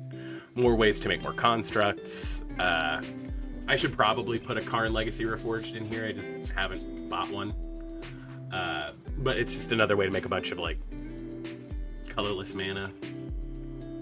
Urza Chief Artificer should probably be the commander of this deck. But It's just a way to make more dudes, and it gives like your artifact creature menace, so like it's just good. But like it probably should be the commander, but it's not, because I wanted to rebuild Sharu. More affinity stuff. Paladin Dance can just like make your stuff safe, so it kind of fills that same role as Boromir did in the soldier deck. Again, I just don't have one. I should get one. They're really cheap, but whatever. And Ultec Matter Weaver, because a lot of your deck is like creatures and playing like artifact creatures, you're gonna just incidentally make more artifact creature tokens, or tokens of artifact tokens that you already have. So again, just more affinity, because I like affinity. I like running on theme counter magic, so like Stoic Rebuttal would be good. Ugin's Binding, just because a lot of the, you do have some like relatively expensive colorless spells. I don't have Ugin's Binding in here yet because I don't have like Mycosynth Golem like in my collection currently, so like that's like something to do. And then Urza's Command is just like a modal spell that also makes a construct. And then, like I said, I need a Vault of Whispers. Karn Scion of Urza can make constructs. Tezzeret could be like, the other Tezzeret could be like card advantage, and it also just like can make your dudes bigger, and it also can drain. Board wipes that only blow up artifact creatures. Academy Ruins would just be a real upgrade in here, but I don't have an extra one. Okay. Yeah, I've got one more to go before we get into dogs, so you got time. What's wrong? Okay. Urza Saga, I think I would probably... I only have one, but Urza Saga would go into the deck for sure if I had a... Mrs. WuMBBAS will be right back. There's something going on with the dog, but she'll be okay. Like, Urza Saga would be good in the deck because it can make constructs, but if I do end up putting like a Divining Top in here, Urza Saga would obviously go in there because it could find Divining Top. And then Thassa Deep Dwelling, again, kind of the same idea as Conjurer's Closet. Tezzeret, again, I have it in another deck, and same with Thassa. Like, I just don't necessarily want my decks to feel super samey. But again, it would be very good in here. Same problem with Urza. And then I have Whip set out here because I just don't know how much lifelink I'm going to need. It just depends. And so actually, I just realized I don't have the other weird combo in here. So I'm going to bulk edit and add that to my considering really quickly. Because the other combo that I used to run in here was Phage the Untouchable and Fractured Identity. And that's, again, just super funny to me, because if you control Phage the Untouchable, meaning you've cast it and it didn't make you lose the game immediately. Yeah. Like, if you cast it and it didn't make you lose the game immediately, it's just like a dangerous piece. But if you cast it and then target it with Fractured Identity, so you exile it from your board, and then each player other than its controller creates a token copy of it, meaning everyone gets a copy of Phage that they didn't cast, so they automatically lose. Like, that was another combo that I had in here. I remember whenever Fractured Identity first got printed, I was like, that sounds crazy. And so I like immediately was like, that needs to go in a deck for sure. So I think I got it to work once. But like, this is kind of the like magical Christmas land, shoot for the moon kind of deck. The main game plan is to have like artifact creatures that are gross and strong, with these weird combos behind there to be like, this is something I'm like slowly working toward, and I'm getting value doing other things. But if this happens, I do just win. Obviously, like whenever I get to the point where I'm going to add Fractured Identity and Phage into the deck, I will probably need to put more counter magic in. So, but that's kind of my justification as far as like what my considering piles are right now. Okay. And so our next deck, let me click back through here, is going to be Sheldon and the Combat Boys. Like I said, I bought the Sheldon Secret Lair. I've gotten to play this deck twice now, and it is super fun. I really like it. Getting to do the thing. So let's get this set up with types and tags. What the heck? Okay. But so Sheldon is a reface of Ruhan of the Fomori, like one of the original like Commander 2011 commanders. In my favorite color pairings are Jeskai and Grixis. So, are you okay? No. Are you getting crusty? No. Okay. As long as you're not getting crusty. In theory, crusty, but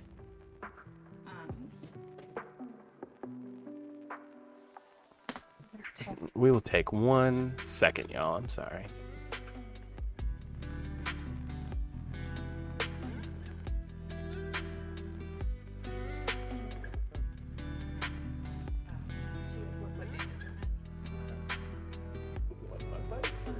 I have no clue. They weren't there a day or two ago. But I felt it and I was like, what the fuck is this? And then it gooed on me and I was like, I gotta go.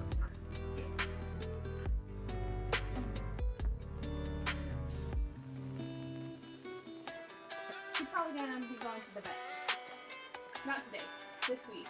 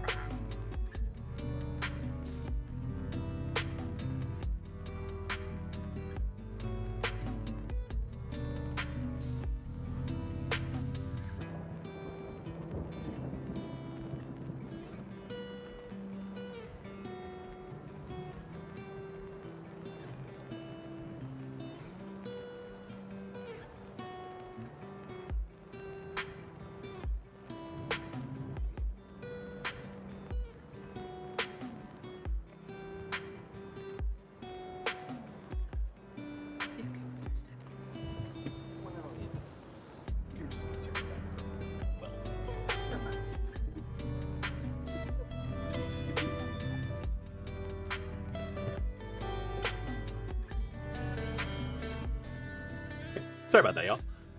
We are back. Like I was saying, Ruhan of the Fomori. At the beginning of combat on your turn, choose an opponent at random. He attacks that player this combat if able. So he's already at 7, so 3 attacks from him kills you, but it's random. So this deck is trying to like goad and force attacks to make your opponents kill each other, and that way when it comes down to the one-on-one, I've only got to hit you, hopefully once or twice to kill you. So we have like really the game plan of the deck is to get Assault Suit on Ruhan, on Sheldon, so that you can deal even more damage and do crazier stuff, and it kind of protects him by making him not be able to be sacrificed. So it is just a fun card. Assault Suit is probably my favorite equipment, just because it does silly, funny things to commander games. But in that same vein, I have like Alexios that kind of does the same. That basically has the Assault Suit text on it, except it gets bigger. It's just another way to like pressure damage. But Alexios can, it can't attack its owner. But, it does swing every turn. It doesn't have indestructible. It just can't be sacrificed. So, like, it's a problem that can be dealt with, but it is just a fun card, again, that forces people to attack and do stuff. There is a fair amount of goad in this deck. Geode Rager is obviously one of them. ETB a land, target player, it goes their whole board. I do have some extra combat stuff in here because, again, we do need to win the game. And if you get to a point where Sheldon is like unblockable with like Silver Shroud costume or something else ridiculous. Having extra combat steps just means you will probably kill people. So like Holga makes your team bigger when you swing. Karlach lets you take an extra combat and your creatures gain first strike. Morag buffs your creatures for every time you've taken extra combat. So just interesting value. Again, I'm probably kind of low on board wipes, but this deck doesn't necessarily want to wipe the board. It wants the board to stay out so that it can force people to swing at each other. So, but again, similar vibe. I like the modalness of Austere Command and Blasphemous Act is just kind of a cheap, quick, and dirty solution. As far as card draw goes, like Dragon Mage kind of fits into the vibe because we're trying to go to combat, and it lets you wheel if it deals combat damage to a player. Echo of Eons is just a good wheel. Karn the Betrayer fits the theme a little bit better. It's a 5/1 that if people, can't block it or whatever, is just smacking in for damage. But when it does kind of spread some card draw around the table, which we just like. Mystic Remora and Rhystic Study and Whirlwind of Thought. Like, a lot of this deck does have non-creature stuff, so you're going to draw some cards. These are both just value pieces. There's not a lot of repeatable card draw in the deck, so that's why you keep Mystic Study and Rhystic Remora around. Or Mystic Remora and Rhystic Study. I do have Soulfire Grandmaster in here, admittedly because it's like just one of my favorite cards, but like being able to use its ability to buy back Disrupt Decorum and goad everyone else every turn is super strong. I've only got 2 counterspells in here. I like that counterspell. This one? Yeah. Yeah, this is like the OG art where it's just like, it's just a wizard and like things didn't work out. This is not what you were looking for. Like real limp dick magic coming out of his fingers. But like I said, I do really like Tybalt's Trickery because again, it kind of takes out the feels bad of the counterspell because like they still get something. Angler Turtle I have in here. I realize that there are other cards that say this. I just didn't have them at the time, and like I didn't know how useful this effect would be, so I didn't necessarily go that hard with it. But as I play the deck more, I may want to add more of the like creatures your opponents control attack each combat if able type effects. I know there's that one like goblin that gives everybody a goblin that has that text, so that's a thing. Like I said, Goad is a big piece of this deck. Like making it to where goaded creatures can't block just means more damage is going to get through. Whenever a creature attacks an opponent, double that creature's power. Does shorten the clock with Sheldon, but also, again, just spreads more damage around, especially when you are forcing attacks, like making sure everybody's attacks are doubled is super good. Grinzo just goads more, and it's just like a low creature to play. Komenu Battle Armor, if it hits somebody, all their creatures are goaded. Maeve lets you goad specific stuff and draw cards eventually. Vengeful Ancestor like punishes people for attacking with goaded creatures, so it's kind of funny. But it itself can goad when it enters or attacks, so it's just strong. Again, mana lands are pretty basic. Got some... I tried to do as many white bordered lands as I could, but then I didn't have any white bordered mountains I could really use, so I just picked like the ones I liked. Again, the Sheldon Command Tower. I'm trying to think of it. Yeah, everything else is pretty just standard. Comes into play, taps for mana. There is a lot of protection in this deck because, you don't necessarily want your board to get wiped, and you don't want to lose Sheldon and have to cast him and equip him and do all this other stuff. So, like, making your board indestructible is super good. Dark Steel Plate makes him indestructible. I have Deflecting Palm in here because I think it's a really funny card. Eventually, you are probably going to catch some hands because people are like, all right, we've been beating the crap out of each other. Now we all kind of have to come at you. So Deflecting Palm can be like, no, bad. Deflecting Swat just is more ways to keep Sheldon safe. Lightning Greaves keeps Sheldon safe. Again, same as Swiftfoot Boots. Lets you swing with him immediately, which is super good.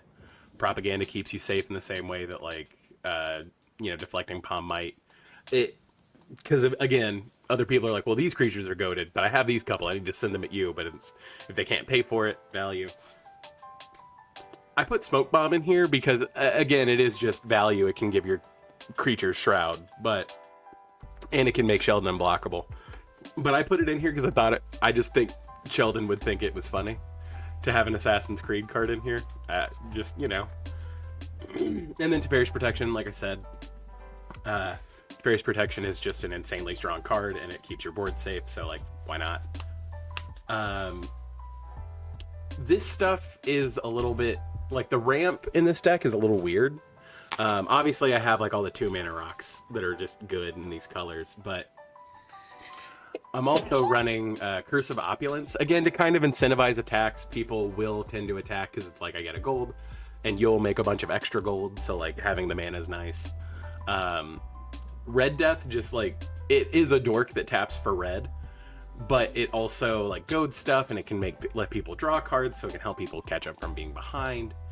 And then I have Reaver Cleaver in here, just because we are going to be going to combat. It can give Sheldon Trample, but it's really funny whenever he already has Assault Suit on, because you're giving him to everybody, so he's ramping everybody. Like, if everybody makes a bunch of treasure every turn, like, stuff's gonna get crazy. So there are some of that, like, group huggy thought to that, too. It's just interesting. I just really like the card. Super happy when it got reprinted, because I think it was hovering around, like, $17 or $18. And I think I picked it up for, like, $6. So, super happy that it got reprinted. And so again, the removal category is going to be a little bit more stacked, just because people are going to try to come at you, or you're going to have to, like, you have to kill that one person that survived. So, like, Aether Spouts it's just Aetherize for one more that does a little bit better. It's real gross and mean, and I like it. Hey, dude, I'm going to say, if you want to craft in the background, you're more than welcome to. This is just my favorite art of Chaos Warp, is a raccoon, and I genuinely am considering getting a raccoon tattoo. So, Same. Psych Rift obviously just kind of, like, solves problems that other cards can't. Generous Gift goes in every white deck. Path and Swords. I did put a Wear and Tear in here because sometimes you have to handle other people's, like, propaganda effects, or, like, Norrin's Annex and things like that. And then again, like I said, if you see Chaos Warp, odds are you're going to see Wild Magic Surge. I do have more tutors in here than I would usually put in a deck like this. But that's because, especially like Kellen, the Fey-Blooded, and Open the Armory, almost exclusively are in there to find Assault Suit, and then if I already have Assault Suit, Reaver Cleaver. Because, like I said, that's what I'm, like, going for. Because if I can set up where I'm goading the table, and I give somebody Sheldon, and they're making extra treasures, it's going to make everyone else die faster. So it does behoove me and incentivize me to get that online. And then, like, Enlightened Tutor can find both of those, but it could also find, like, Whirlwind of Thought, or some of my other, like, card draw options. And Mystical Tutor can help me find, like, if I'm set up with the Jeskai creature that lets you put the instant sorcery back in your hand, I could go find, like, Disrupticorum, or, you know, it just helps me find a thing to solve a problem right now. Utility lands are going to be a little weird here. Axguard Armory is another way to tutor for Assault Suit and stuff like that. Always got to have a way to blow up a land. This deck is running Glacial Chasm. Again, because you end up kind of sitting behind your walls while everyone else kind of fights, and you just kind of send out Sheldon, it's like, here, go smack that guy in the face. Like, eventually you are going to get to a point where it's like, oh, everyone's mad at me. And so having Glacial Chasm, and by extension Urza's Cave for the same reason, is just a quick way to be like, I'm not taking damage right now. Stop. Bad. Ow. High Market, just because people might want to, like, gain control of Sheldon permanently, and that's a way to make that not happen by sacking him before they get a chance. Myriad Landscape, Perilous Landscape, Scavenger Grounds I've talked about, so. And then the last three, like, value pieces. I have an Archangel of Tithes in here because it kind of plays double duty. If she's untapped, it's harder for your opponents to attack you. If she's tapped and attacking, it makes them harder to block. So like just double duty. Commit is a counter spell, and then like having a wheel on the bottom part of it after it's kind of served its purpose is really good. And then Sword of Hearth and Home, because we do have some ETBs that matter, and also this can traditionally get you a land. But again, if I put it on Sheldon and let other people use it too, it kind of fits in that like, this is almost group hug theme. And then I do have a bunch in considering. Again, we're just gonna coast through these. Most of these were like, once I get these, I would like to put these in here. Steal the Godhead would just make him unblockable and then give him lifelink. Blacks and Warhammer kind of feels the same thing. I wasn't sure about Gisela because she's really expensive. But like not monetarily, like mana wise. But I mean, she would be very good. Again, it would cut Sheldon's clock in half, and it would kind of, you know, bolster your life total. So I don't know if I want to keep that or not. It just might be a thing. If I get another one, you know, through normal means, it might go in there.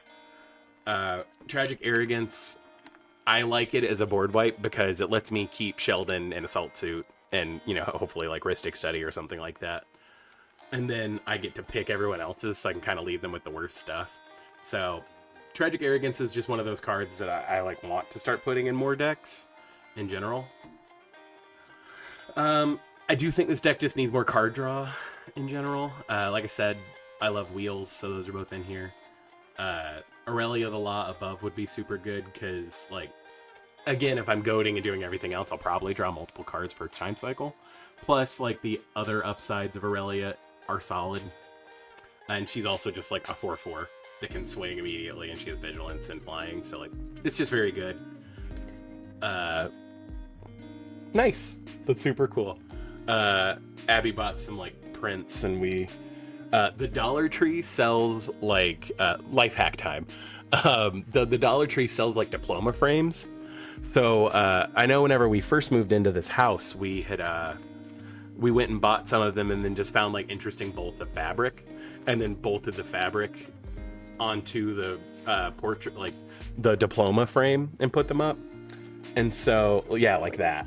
So that was just like, and then we would put like kind of scrapbooky, we would put like other pictures and stuff, or like smaller pictures loose on it. For example, this is gonna go in our bathroom, but it's gonna sit on top of that as like a background, but it's a plague doctor that says, "Wash thy hands or perish from being a disgusting human being." Like, we're gonna put that up in our bathroom because it's funny. If I can figure out how to do it without messing up the fabric too much.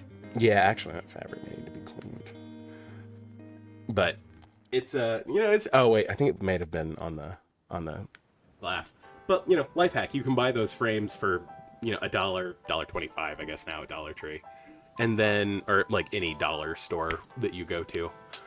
But bolts of fabric are relatively inexpensive through like Joann's or Michael's or wherever. And then I think how much these were, what, like $3 or $4 a piece? Some of them. Yeah, and where did I think you got them through Etsy or Shein or one of them. So like Something like this cool little like art installation cost us like a grand total of $5. So it's just a fun way to decorate your walls because, you know, in your 30s you don't necessarily want to have a bunch of posters thumbtacked onto the wall like you did pretty much through your whole 20s. I remember when I first bought like poster frames and I was trying to be like avant-garde about it, and I had like the original 3 Star Wars They weren't posters and stuff. stapled, they were just folded and ironed. Oh, okay, cool. That's convenient. Mm-hmm. But yeah, so that's Mrs. WuMBBAS Craft Corner. A potentially recurring segment. You never know. My ADHD just took over sitting here, and they're all sitting right here. So Hey, I mean, whenever productivity grabs you, you know, you gotta take it by the horns. Biden of Thassa, obviously, because we're swinging with Sheldon every turn, hopefully making you know, contact with people. But it also pulls into that like creatures your opponents control attack this turn if able vibe. So like it's just very synergistic. I just didn't have an extra one. Fear Crag, because like there's like one other dragon in the whole deck, so I'm kind of like, do I need this? But it is just super good, and it's another way to draw cards. Nelly Borka feels more in line with what I'm trying to do. Again, drawing a bunch of cards, goading stuff. It's probably super worth it to put one in here. I just don't have one. Comeuppance just feels like meaner deflecting SWAT. So, or not deflecting SWAT, deflecting palm. So, I should probably, like I said, I am more than likely going to upgrade like the counterspell package, and obviously Fierce Guardianship would be very good in here because I'm mostly trying to stop people from removing my board. And then Cryptic Command kind of fills 2 spots because it could tap all creatures your opponents control to let you get in, or stop them from attacking you once it comes down to the one-on-one. But obviously the flexibility of it is just very strong. Actually, now that promo is sub $10, I might pick one up just because I really like that promo. I'd really like to get one of the old school borderless promos of it, or the textless promos of it, because this is like one of the most complicated spells, and it's hilarious that they made a textless version of it.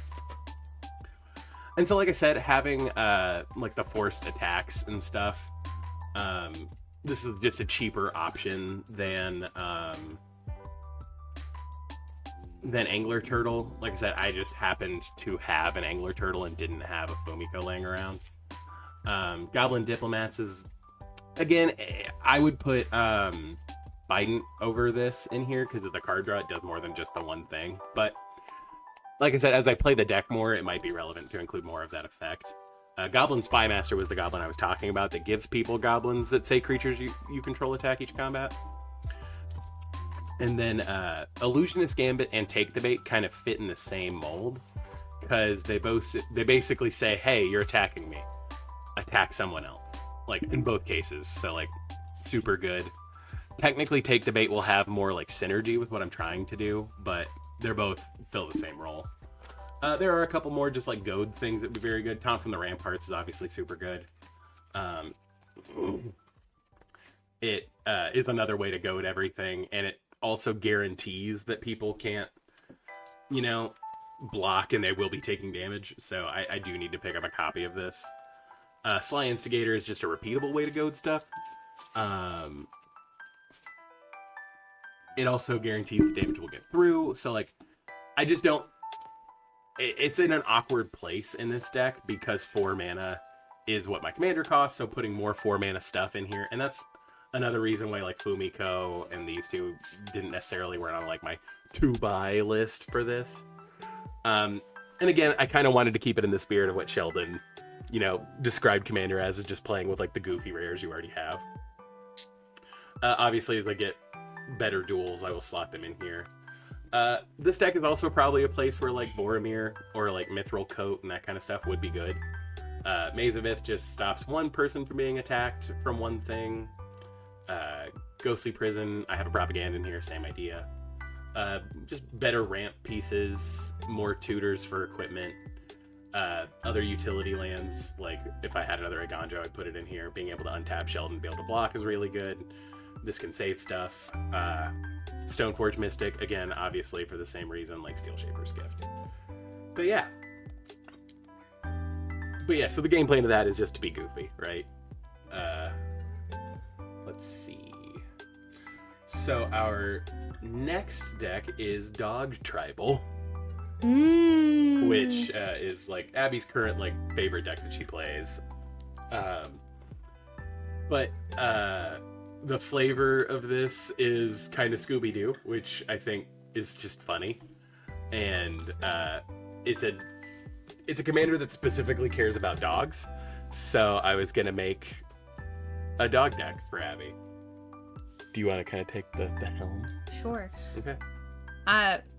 I like the Scooby-Doo because our other dog, Nala, when she's stressed out and it's raining, she calms down when we play her Scooby-Doo, and she kind of looks like the Scooby-Doo.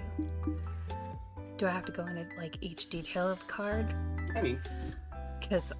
So, when Sophia enters, she makes Tiny a 2/2 green dog with Triumphal. And then you can sacrifice an artifact token to put a +1/+1 counter on all your dogs. And then whenever a dog deals combat damage, it makes a food and a clue, so it gives you fodder to sack.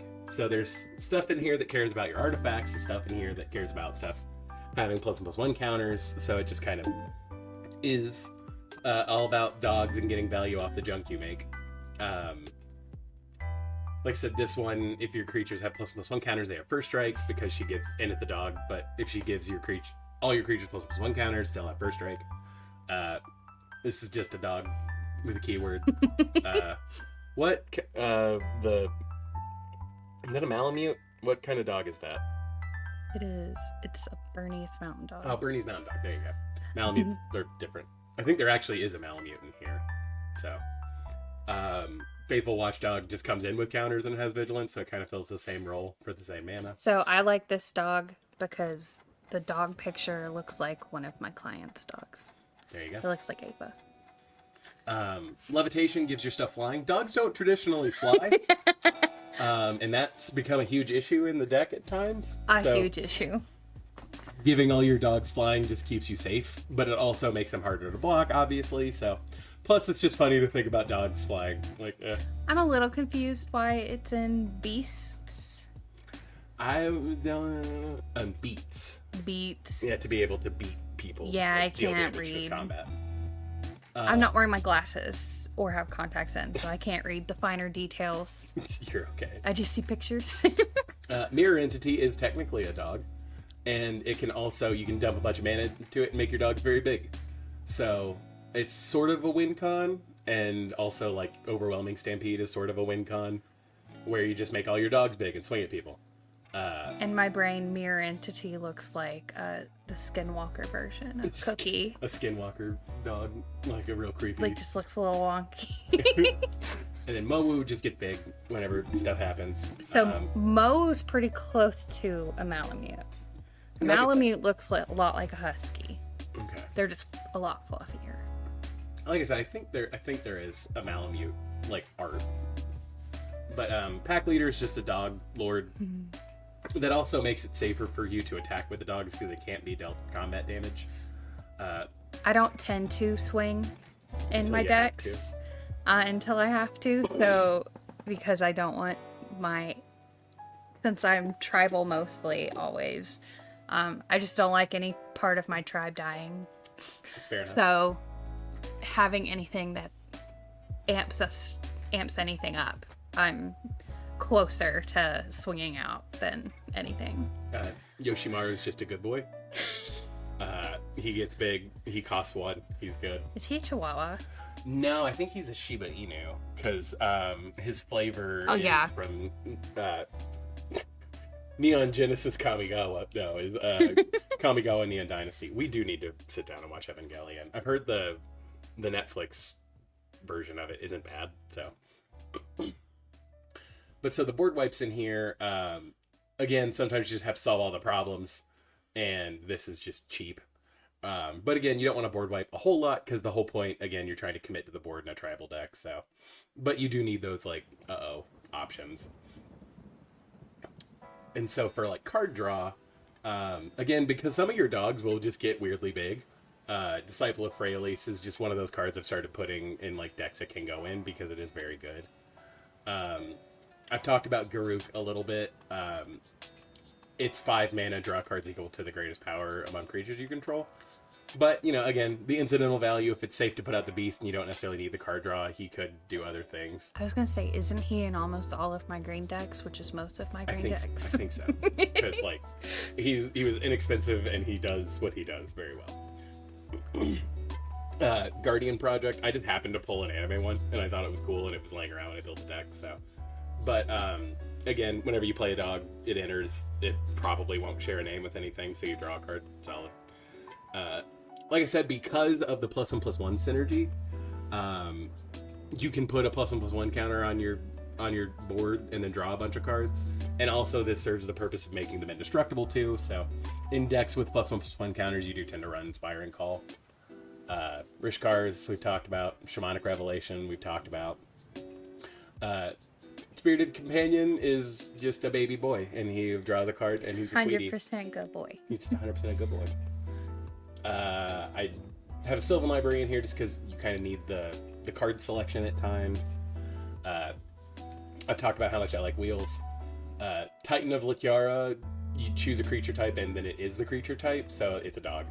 And then It's a ghost dog. draw cards, and then discard a card for each other creature of the type when it ETBs or attacks is just solid. And then Vanquisher's Banner again, because it's a tribal deck. I do have an Urza's Incubator in here, because a lot of dogs are weirdly expensive. So, makes dogs cheaper.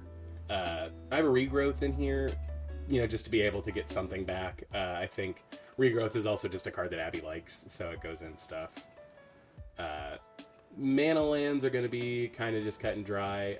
There are a lot of things that say search your library for a forest specifically, so I've got a couple of like the classic inclusions, but then I've got some like oddities too. Abby really likes Doctor Who, so I try to put Doctor Who cards in there when I can. This is just a really pretty Art of Exotic Orchard. But I did, I bought a fat pack of WuMBBAS, so I had a bunch of the full arts laying around. And so yeah, they went in here because, again, they're all cutesy, and Abby likes cute cards, so we put them into things. What's interesting is that all the winter ones aren't snow-covered, but they are the most expensive version of all of these, which I find very funny. Like, $1.30 versus 30. Like, weird. And then, like I said, I tried to put, like, lands that had basic types, even if they do come in tapped, because, like I said, a lot of the ramp searches for either specifically plains or forests. So, there is actually a fair amount of, like, protection stuff in here. Again, because you want your dogs to survive.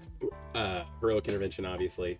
Canine is a dog that gives, like, your commander ward, and there are a bunch of other, just, like, incidental,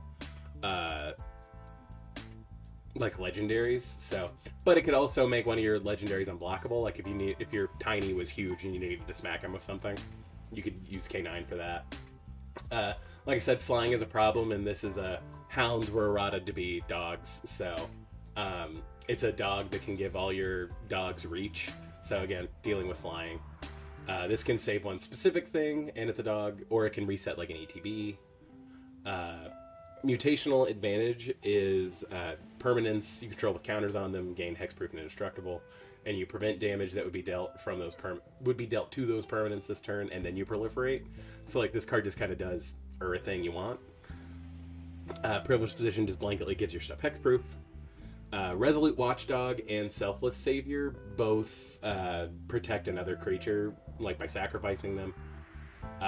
Selfless Savior is a little bit better because you don't have to pay mana for it, but Resolute Watchdog has a bigger butt. So, do you know what I think is funny? This one almost looks like Nala, and that one almost looks like Cookie. a little bit. Has the speckled, the dappley look. I guess this might be like a long-haired dachshund. Like I said, I showed you the other art for Selfless Savior that is just straight up a dachshund, and the flavor text is real sad. Well, dachshunds they're one of those dog breeds that... Yeah. Like I said, I don't necessarily want to buy Secret Lair cards, like, individually, but, like, that is just straight up a dachshund. And the flavor text is so sad. I never had the chance to say thank you or goodbye. Like, oh, it's so sad. Like, I don't want to spend $8, but I guess there is this, like, slightly cheaper version that's like a sketch of it, but still, like, oh. I like that version. It's very cute. But I also like that this one just has his tongue out and he's silly. And then Swiftfoot Boots, obviously you do need to keep some stuff safe. Because you can usually, like, do stuff with Sophia where you can keep making tiny if you need to. It's not as necessary, but it is good. So, I will have almost every single one of these out at some point in the first couple rounds. Yeah, like, again, 2 mana ramp, your commander costs 4, you're trying to get her out on turn 3. We did the cute Farseek again because I like the bunnies. This is the dog that ramps. It is a big raccoon dog because it's a Tanuki, but it's a dog that ramps. And this is a dog that ramps. And this is a dog that technically ramps. Whenever he deals combat damage, you add green mana equal to its power. And so that just gives you the flexibility to, like, pour that mana into sacking artifacts to make your team bigger or cast other stuff. Like I said, I do have Farseek and Nature's Lore and 3 Visits in here that all search specifically for, like, either very specifically a forest in these 2 cases, or is very specifically not a forest in Farseek's case. Is 3 Visits, is that a bunch of fairies? Yeah. So this is an updated art, because 3 Visits was originally a reference to something in Chinese history, because it was part of the Portal set. But the updated art, when they reprinted it, I want to say in Commander Legends the first time, it got reprinted with like this fairy art, which is just cool. Because I just don't remember the fairy art is the reason why it Yeah, threw you me remember for a the, loop. like, the old Chinese guys. But that, I mean, that's like- because, yeah, Yeah, it was just the traditional that's art. from working in a card shop. Yeah, and I think you worked in a card shop before Commander Legends. Yeah. So. Or during. No, it was before, because Commander Legends came out when we lived here. But yeah, and so just like other 2-mana ramp, Smothering Tithe actually does pull double duty in this deck because it makes treasure, and you can sack treasure to make your stuff bigger. So like Smothering Tithe actually does pull double duty and is just very good in this deck. I've started to only put Smothering Tithe in decks where like it makes sense for it to be there, rather than just, oh, this is a good value piece. So like Smothering Tithe might be on the chopping block for like my Soldiers deck, just because it doesn't really synergize otherwise. I just like the idea of these dogs that are not dragons hoarding a ton Hoarding of gold. treasure. They're like, hey, pay up. I like thinking of Smothering Tithe instead of it being like being gold, it's treats. Is that a Malamute? It's a big dog. It's big and fluffy. Oh, Or a Malinois. Maybe Malinois. no, Malinois look German Shepherdy. Okay. That just looks like a long-haired dachshund, honestly, but it could So, also be a wire hair. It's huge. Like, look at this table in the back here. Like, look at this table in the back. This is like a whole chest. Yeah, but it's also fantasy. Yeah, but still. But so, yeah, you run Beast Within and Generous Gift. Masked Vandal is a dog. But you exile a creature from your graveyard, and then you can exile an artifact or an enchantment. So it is like an exile piece too. But I mean, like at its base, it's a dog. This is a dog. Let me go look. I want to look at that art closer. Okay. And then swords. Obviously, we're running swords. Mutt, yeah. I mean, it's clearly like a mutt, but like I feel like there's Malinois in there. Bloodhound is a dog that makes clues, so obviously it's going in here. And then we have a couple other ways just to make a bunch of clues, like a fish's interrogation. I have it in my detectives deck because it makes a bunch of clues. Same process here, same thought process with thorough investigation. So in other art of it, it is like a collie. So it makes me think that it's supposed to be like a collie mix. Yeah, maybe. I'm putting a tag on Patchwork Banner. This is one of those cards that, like, when it came out, it was like $2, and it should be. Because it's an uncommon, so like it should be relatively easy to get at packs, but it's super good. Let's see, where's my... I'm putting it in the ramp category, but like you name dogs and it gives all your dogs a buff. But I just also really like, with thistle, quill, twig, and beak, the finest artisans of each animal folk society stitch unique quill patched together as a symbol of harmony. Like, that's just cute, and like I really like the flavor of it, and it's just super good. I like the idea of all the dogs just being like, we're all friends. Like, hi. Hi, love us, hello. And then so like Aladdin's call to find like a specific creature, just because there are like a lot of utility dogs. And then Primal Command kind of just goes in most of my green decks. I like that art. Yeah, so this was like the alt art sheet for the Cowboy set. I was gonna say it looks very like old Wild school West. Wild West wanted Yeah. poster. But I'm talking about Primal Command. Primal Command's just a generically good card. So utility lands do have another Animal Sanctuary in here because dogs is on that list. Boseiju is just one of those cards that you run because it's good. Fabled Passage, they're strawberries in this art, and I like it. I love strawberries. Gingerbread Cabin is in here because it makes a food. Croson Verge Food is good. I have Croson Verge in here over Myriad Landscape because I was coming down to it and was going to cut one, so it just made sense to grab Croson Verge because it doesn't have to grab basics of the same type. Lush Portico, when it enters, you surveil. Solid. Especially with all of like the land search and stuff, finding Lush Portico is very good. I am keeping an eye out for the others. It's just, money. And then, again, if it's a landscape that fits, we put it. And then, so these are like some of the more like weird things. This is a dog. Squishy dog. It can tap to make your commander a dog so that your commander can buff itself. And it can also kind of like make other things fit in. It can also hose other people's tribal strategies by turning off like their creature abilities. So it's just like a weird, fun little guy. Mordenkainen, he makes a dog.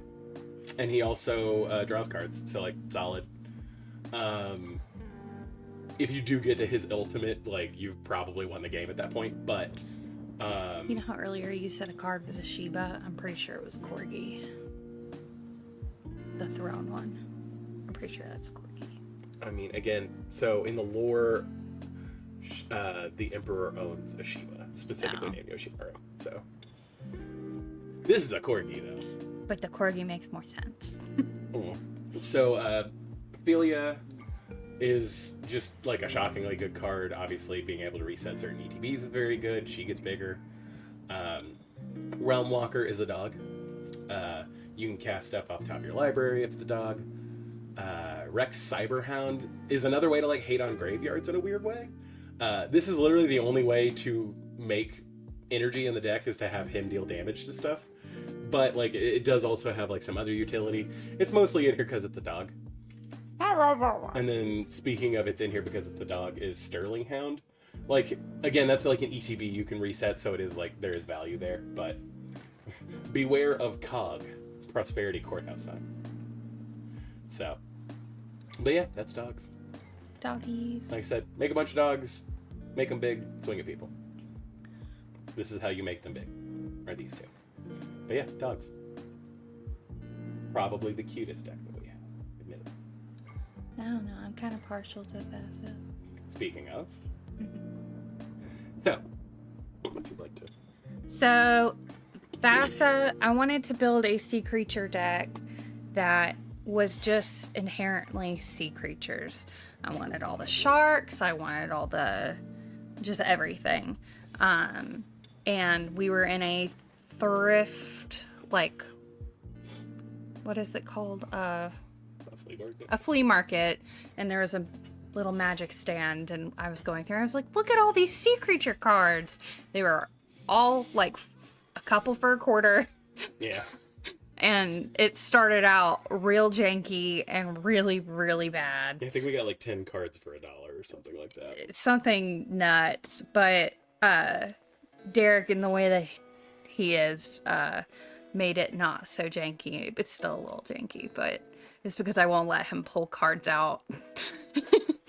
Specific cards out. So Thassa is the commander because she's the god of the sea and the sea creatures and everything.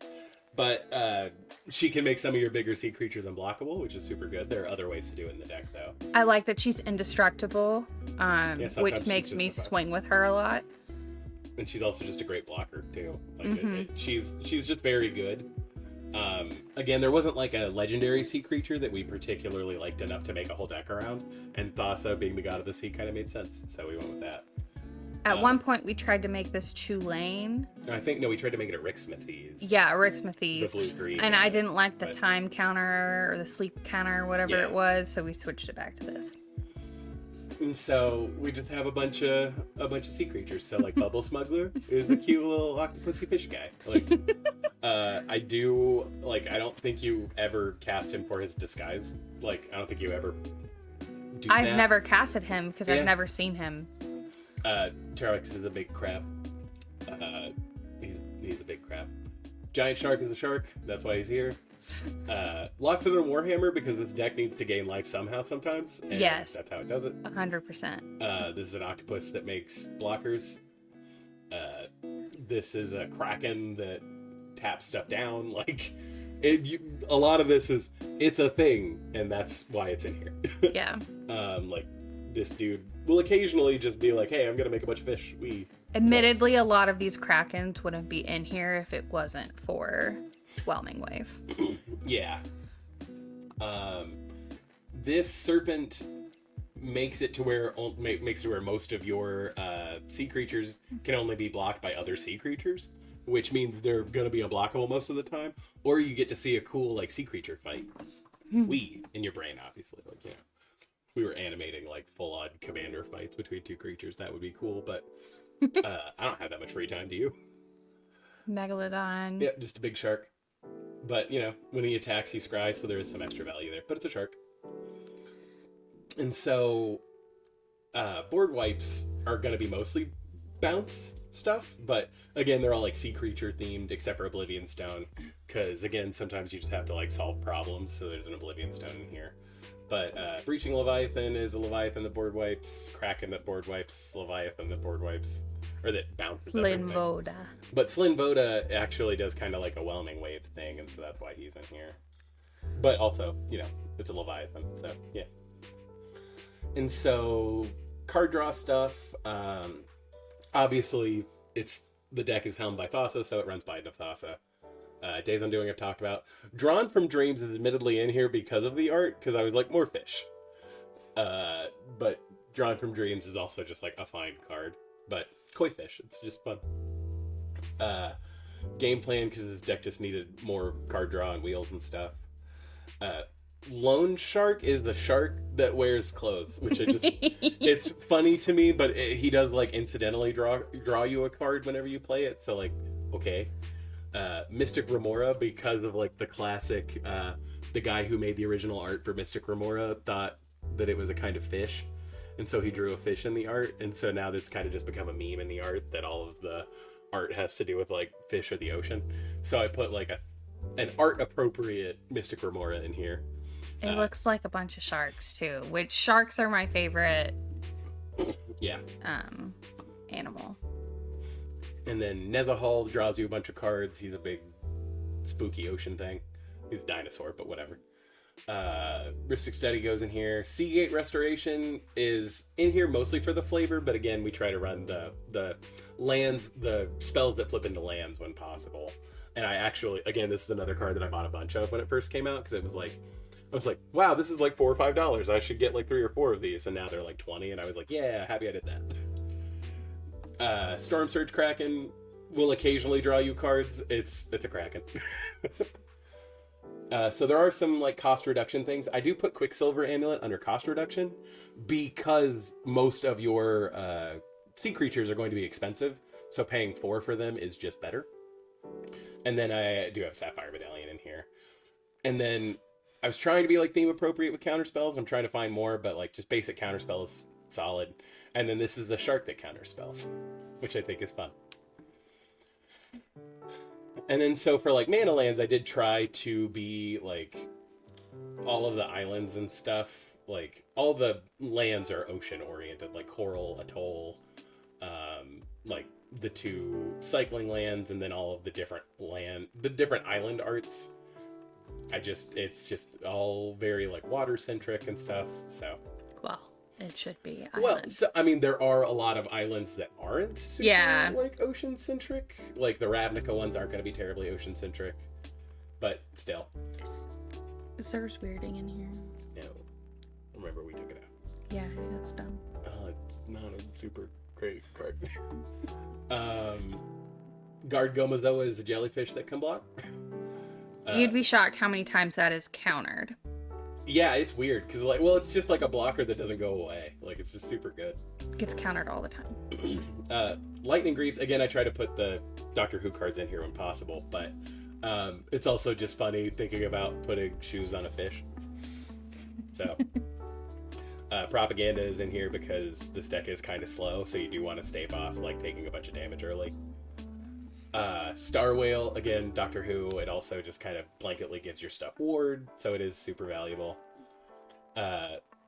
Ramp, again, I did what I could as far as like thematic stuff, so like that's why Decanter of Endless Water is in here, and obviously we put High Tide. But like, Cage Sun, because this is a monocolor deck, it does end up doing that. Extra Planar Lens for the same reason. I did put Heraldic Banner in here because it's a bunch of different creature types, even if it is like a tribal deck in the sense that it's all sea creatures. But Heraldic Banner over Patchwork, Banneret, or whatever it was. Because you could just name blue and it buffs I them. think it's the patchwork blanket. It was something like that. And then your devotion to blue does end up pretty high, so Nyx Lotus is in here too. Yeah, it very high. And then so there's a lot of like individual removal, like Aetherize again just to save off attacks. Amphin Mutineer because it's like it's an oceany sea creature thing, but it can exile creatures. Devastation Tide, again ocean themed. Eaten by Piranhas because fish. Hullbreaker Horror is a kraken that is very strong and good and can serve as like a counterspell and other stuff. So it's a kraken that's good. So it's in here. Ichthyomorphosis literally means turn into a fish. So in here, sleep with the fishes. It's a fish. Chrome Host Seed Shark is a shark. So it's in here. Nuttier Kraken can make tentacles, which is just funny to me. Ominous Seas, Ocean Flavor, and it makes Krakens. Reform is one of those cards you won't let me take out of here. Yep, I love it. Because when it dies, it makes a token that when it dies makes a token that when it dies makes a token. Yeah, it's inherently good. Yeah. I don't know why you ever want to take it out. But you took out my starfish, so... Did I take out Sigiled Starfish? Sigiled Starfish and Cushioned Starfish. I didn't take out Sigiled Starfish. Okay, good. But the Cushioned Starfish. I do think I took out the one that like can tap to make copies of itself when it regenerates. Shark Typhoon because Sharknado and sharks. And then Spawning Kraken so that whenever you attack with like most of your deck, it makes more Krakens. Like, just super good. There are a lot of like support artifacts in here, so I do have a Fabricate, but I didn't have extra Mystical Tutors laying around, and like, it's just, there should probably be like a Mystical Tutor in here, but whatever. Eluge goes in here because there are a fair amount of instants and sorceries and it can make your stuff cheaper, but it's the shoreless sea, so like it again fits in with the flavor, and it's a big fish, so it can also just be big for no reason, so it's just a fun card. I think I'm gonna put him under cost reduction. And so utility lands, again, we try to stick on theme. Blighted Cataract because it has to do with like the ocean and water and stuff. Ghost Quarter is in here because you just need a way to deal with stuff, and I can't find like an ocean appropriate like land removal thing. Halmar Depths, ocean themed. Hidden Cataract, water sea themed. Minamo School at Water's Edge, obviously.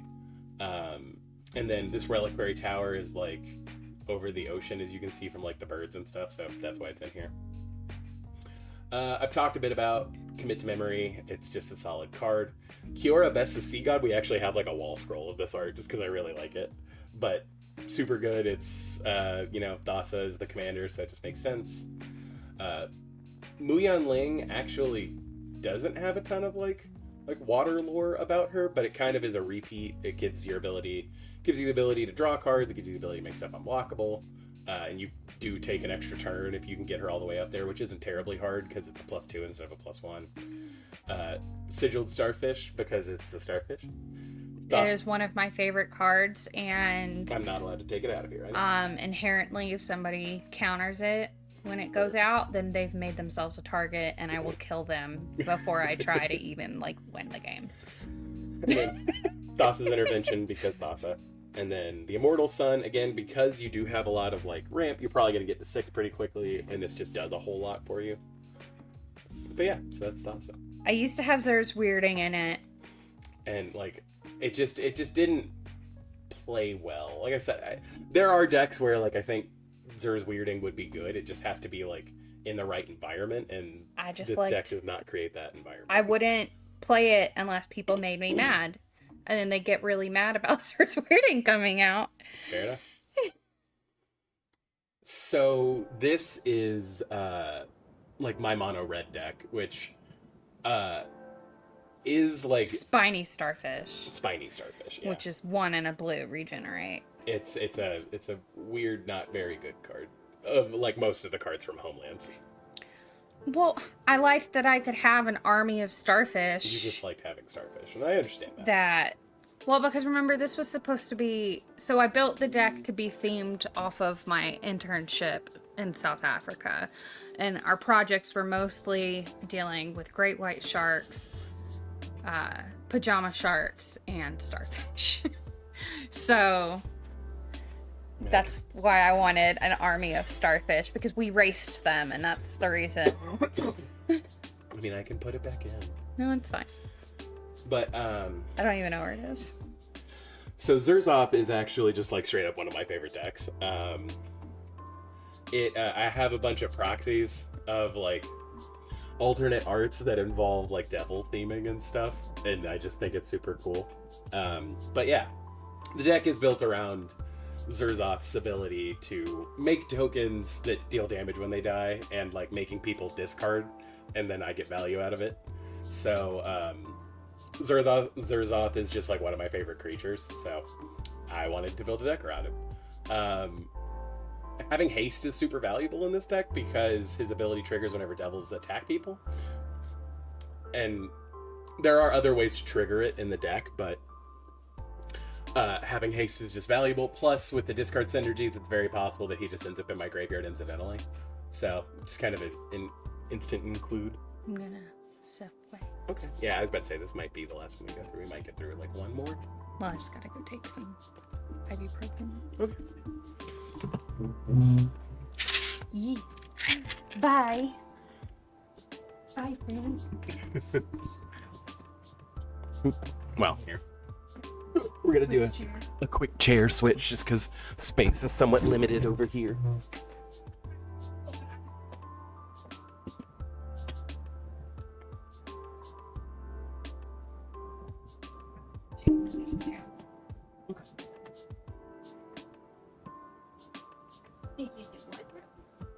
Excuse me? Hello? Okay, so, anyway, we're back at the helm.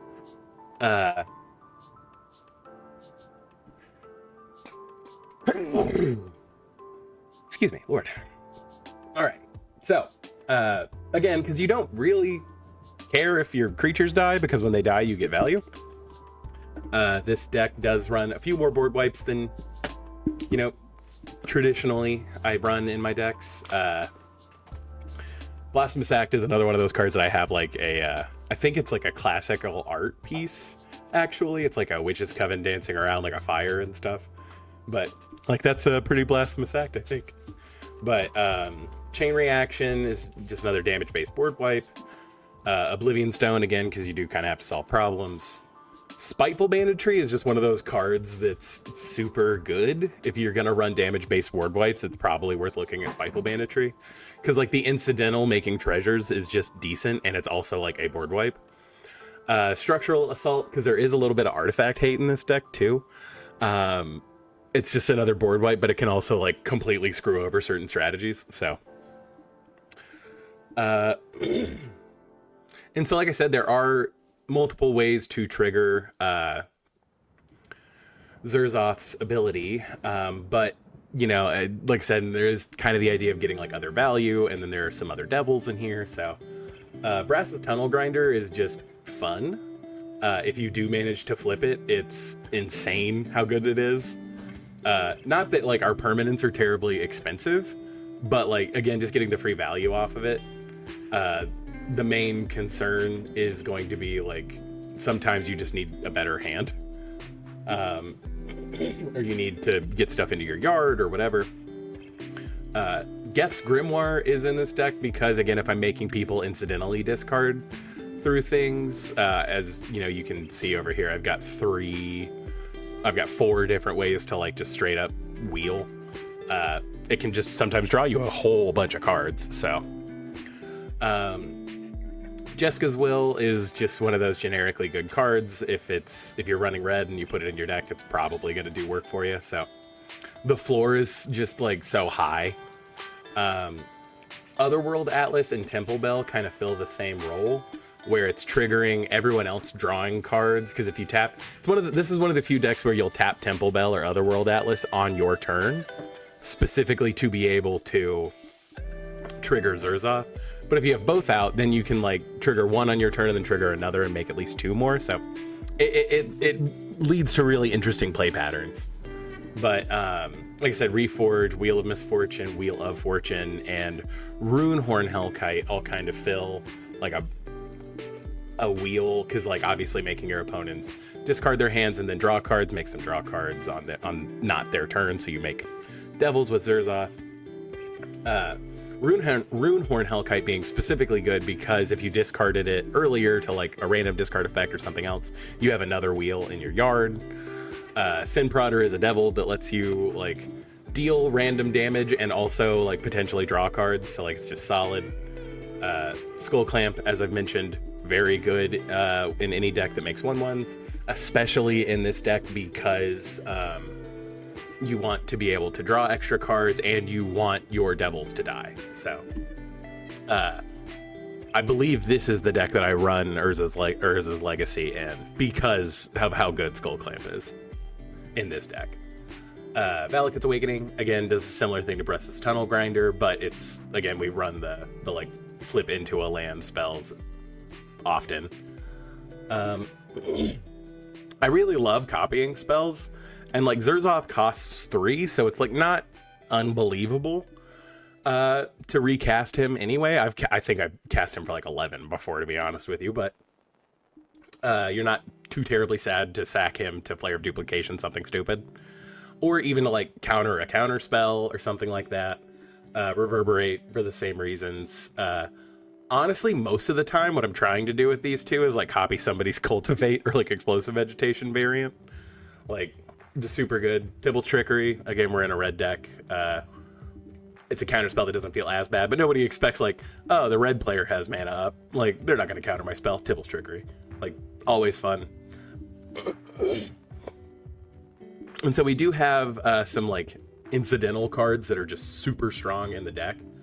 City on Fire you can cast for free pretty often because you do end up with just like, oh, I have like my commander and then like 7 devils. Cool, I'm gonna cast City on Fire for free and then board wipe and then deal, you know, all of my devils die and I deal 7 lightning bolts worth of damage.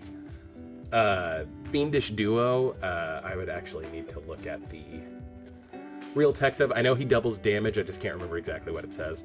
If a source would deal damage to an opponent, if that it deals double that damage to that player instead. So like all of your stuff in your deck obviously deals like double damage to things, but in this specific case, like it is just nuts. I should probably pick up, like, he's 50 cents for like the base version. Like I should probably just do it, but I think I paid like $20 for the Japanese one because I really liked it, and this was a while ago because I've had this deck for a minute. Fiery Emancipation does what City on Fire does, except I will always have to pay 6 for it. Hellrider is a devil that deals damage. We love that. Psychosis Crawler is sneakily good in this deck because of all the weird random card advantage stuff in it. I've killed people with just Psychosis Crawler in this deck. Perforos, again, any deck where you're trying to put out a bunch of tokens, Perforos is going to be very strong. Sneaky good in this deck is Pyrrhemia. Again, because I can pay 1 and deal 1 damage to everything and everyone, but I can also, because all of my devils will die, I'm going to deal even more damage. And then once you start working in like Fiery Emancipation or Fiendish Doer or City on Fire, you're talking about a lot of damage. So, or like Solfim, Mayhem Dominus, or Torbran. So a sub-theme in this deck is stopping people from gaining life, because the way I think about this deck is that it's technically a burn deck. It is kind of red deck winsy in that way, where like any damage is good damage, and so if your opponents gain life, you can really get to a point where you're like, I can't win. So having some ways to shut off life gain is very good. Rampaging Ferocidon, dealing damage to everybody. Like, again, this is a token deck, so we are going to put out a bunch of dudes, but you know, it also just incidentally hoses everybody. It kind of leads to an even amount of damage to everybody, so it is just super good. Solfim Mayhem Dominus, I did end up buying one of the like oil slick packs, and I got Solfim and I got Atraxa, and I sold Atraxa because it paid for the box. But I kept the Solfim because Solfim is super cool, and also this oil slick version is super cool. But you know, you can make him indestructible by discarding cards, which we're willing to do. and it just doubles damage if a non-combat damage. So solid. Spiteful Prankster is a devil that deals incidental damage when stuff dies. Again, we care about our stuff dying, so whoever takes it, takes it. Torbrand adds damage to stuff. Witty Roastmaster is, again, just incidental damage. Again, we are a token deck, so we do want to... Witty Roastmaster basically does Perforos, but like a little less good. But, is flavored, so we're keeping him in there. I do have a Divergent Transformations in here. There aren't a ton of creatures, but there are like enough to where like I don't care if I lose, 2 of my 1/1s and I don't get to deal a little bit of damage, but I get 2 creatures for free. Pinnacle Monk, I think I touched on in other deck techs. Again, at worst, it's a 2/2 with prowess. Like, it's fine. But like, really at worst, it's a tapped land. So like, it's a lot of value for nothing.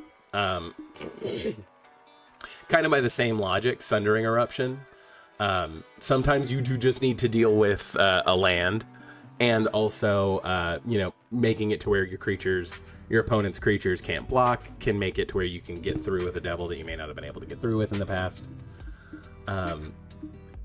This specific deck, I did try to thin down what kind of basics were in here. So I've got this cool, like, Snowy Village from Kamigawa Neon Dynasty. I almost said Neon Genesis Evangelion again. But I also have, like, I, for whatever reason, just have 6 Beta Mountains. And then, like, I've just got a bunch of weird old mountains. So, actually, I think these may have been alphas. I think I had 6 alpha mountains, and then some random betas, and then a random unlimited one. And so that's where all these went, because I was like, let's just make the lands in here stupidly expensive. But I remember when I first started playing Magic, I really, really loved the lands that didn't have, like, that had this text, the tap to add red to your pool. And so the card store that I used to go to, like most card stores just had like a lands bin that people could grab out for drafts and stuff. And I mean, I used to go in there all the time. And this is back in like 2010, 2011. So like these were just basics. They didn't like hold any like real monetary value per se. And so I was like, hey, do you care if I switch out lands for like certain ones I wanted? And the guy who was running the store like knew me and didn't care, and like we had played Magic, and he was like, yeah, sure, do whatever. And so I grabbed as many of these like alpha and beta and unlimited ones as I could, and then asked, like, I made sure, I was like, hey, is it okay if I do this? And he was like, yeah, sure, just make sure you're putting in what you're taking out. And so I was like, okay. And so I just ended up with like, I probably still have like 20 or 30 alpha and beta like basics from that, and I've had them pretty much my whole Magic career. So like these are like, I have like sentimental value in these, so I don't think I'm ever gonna get rid of them per se, but like they're all still in like relatively good condition, and like I just love them. So and Path of Ancestry is in here because it's Path of Ancestry. And then I don't have Lightning Greaves in here. I probably should. But I've got Swiftfoot Boots, and then like Deflecting Spot we've talked about. So our ramp is a little bit weird.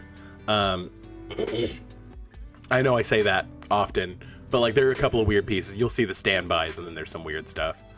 Admittedly, I probably could put Patchwork Banner in here because, again, there's like not a ton of devils per se, and there are a bunch of other red creatures that would get the incidental value of Heraldic Banner. But I don't know, I haven't like bought another Patchwork Banner yet, so I realize I keep saying different words for that, but I guess I could look. Let's see. Patchwork Banner. Okay, so it is Patchwork Banner. Good. But like the diamonds are in here, Arcane Signet, Soul Ring, the basic stuff. I do have Thought Vessel in here because occasionally, like especially with like Guest Grimoire and stuff like that, you will end up with just like a huge hand. This is another deck where I'm running Liquid Metal Torque. Again, there are some like anti-artifact synergies in here, and so sometimes this can just like solve a very specific problem. But I have Gauntlet of Power in here. Again, this is mono red, so like, and it does run what 9, 11 basic mount or 17 basic mountains. So like I'm gonna have some mountains. And then I'm running Curse Mirror in here just because I super like this card, and I think it's on curve, not on curve because technically it's it occupies the same space that my commander would, but still. It's just like, again, the ceiling is super high and the floor is that it's a 3 mana add a red, so like just super good and fun.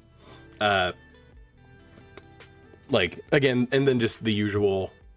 I have Burnished Heart, Solemn, Star Compass. Sort of the Animus because this deck does go to combat fairly often, and Wayfarer's Bauble, you know, stuff that's just always in here. And then, again, you see if it's a deck that has red in it, I'm running Chaos Warp and Wild Magic Surge. I do have Chaotic Mutation in here, or Transformation in here, for the same reason why I have Divergent Mutation. Because, like I said, I'm very willing to trade some of like the low-level stuff that I have or I don't need anymore for free stuff.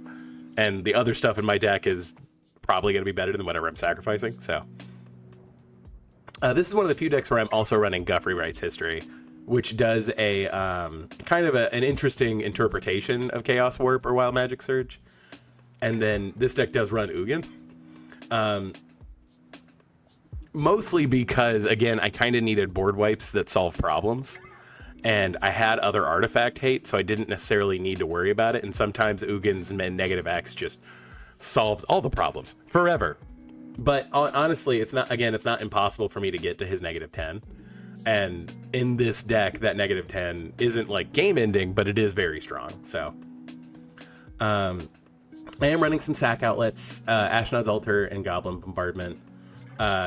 I'm not really getting a ton of value off of Ashnod's Altar per se. I mean, like the incidental, I can do extra things, but it's genuinely in here because it's a sack outlet, not for like other reasons.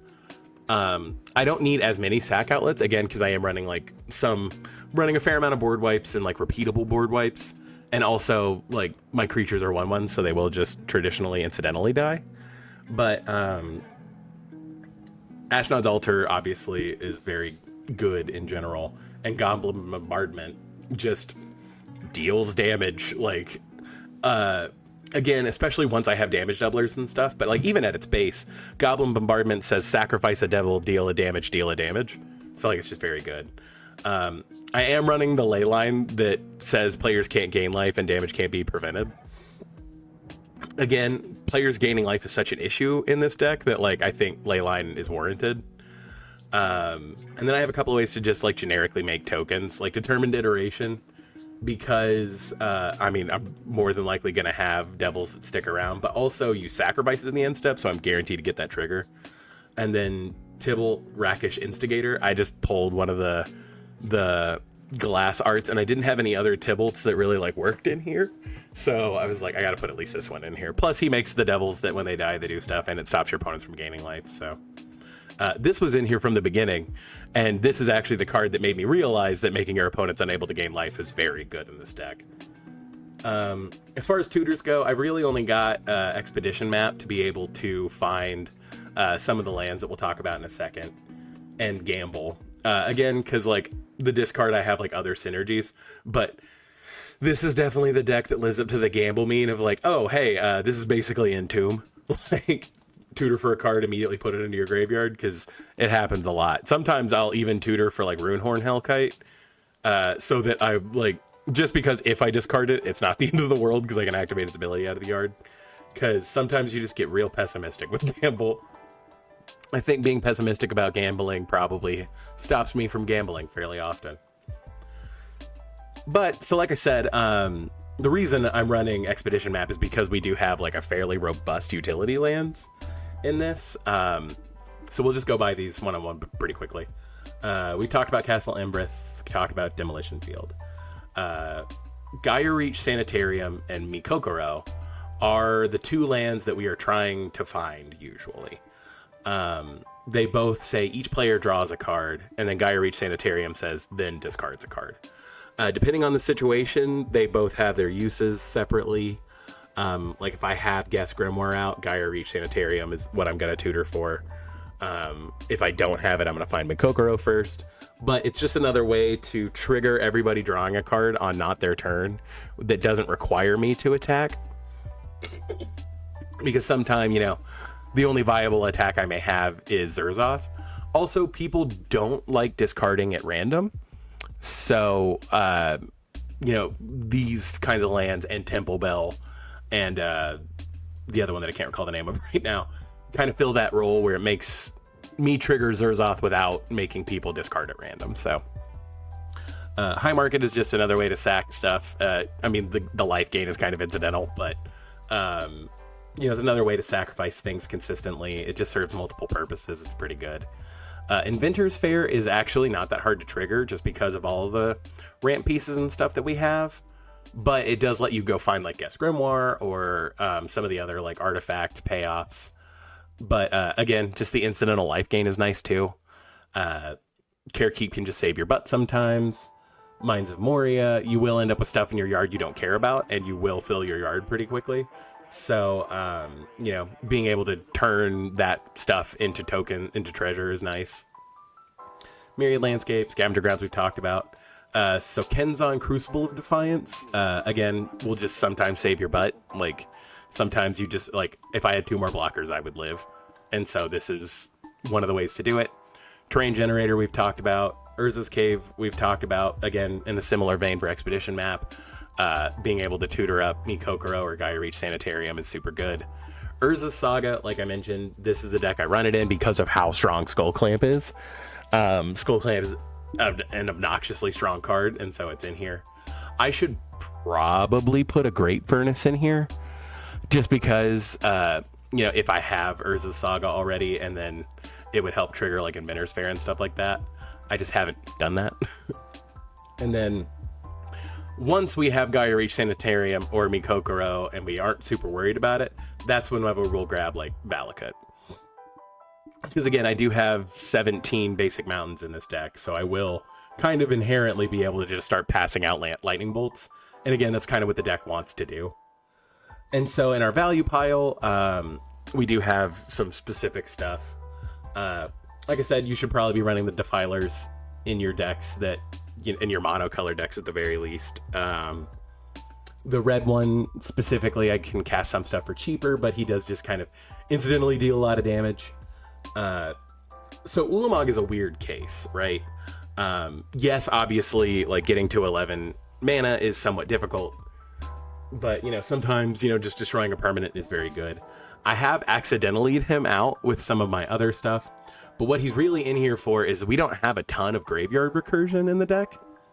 And so if I have, if I accidentally, air quotes, accidentally discard him to one of the other tons of effects that I have that do that, I just shuffle my graveyard in. So he's kind of in here for the incidental value of that. Winds of Change, I admittedly just bought the Secret Layer and was like, this synergizes with Zerzoth, it'll be fine. But actually, I found it really hoses people's plans. And that's another reason why I like wheels and stuff like this, because I'm the kind of person that's really good at like changing course, especially in Magic. Like I'm able to like reformulate what the next steps are pretty quickly. And I, as a game player, I use that to my advantage. And so Winds of Change is just that kind of card. It's 1 red, and then I make some devils, or I make 3 devils, and I'm, I may not have cared about what's in my hand. Because I'm in control of when that happens, I obviously get to set up a little bit more for it. I may have had like 3 lands in my hand that I didn't care about, and I've hit my land drop, so whatever. And then obviously, like if you're going to run the devil deck, you're running Zariel, Electric Avernus. I admittedly don't use her plus a whole lot. Mostly she's in here as a 4 mana make a devil every turn. But I have used her plus in the past to use her emblem, and I won that game. So like she does have other utility, but most of the time it's 4 mana make a devil every turn. Until she dies, obviously. But yeah, and I actually do have a bunch in the considering column in here, but I don't necessarily want to get into that just because I haven't actually looked at that considering pile. Because like I said, I've had this deck for a little while, and it genuinely is just super fun to play. It gets the table talking. It gets the table, moving because you're drawing different cards. Everyone's seeing different stuff. this is the kind of deck I play whenever, if someone's sitting down and like someone's not necessarily like new to Magic, but they're like, hey, I have this pre-con, I've swapped out some cards, I've made it a little bit better. Like, cause I feel like this deck is like higher than pre-con strength for sure, but I don't think it's necessarily like, overpowered. Like I've sat down at tables where everyone was like, we're playing like relatively higher power decks, and I've played Zerzoth and been fine. But like I do feel like this really hits its niche with that like upgraded pre-con thing. I know that Command Zone, for example, does the videos where they're talking about like upgrading a pre-con for like by switching out 10 cards or whatever. I feel like this fits into that meta super well. Again, like this deck does run a lot of like very strong individual cards, but its game plan is pretty janky.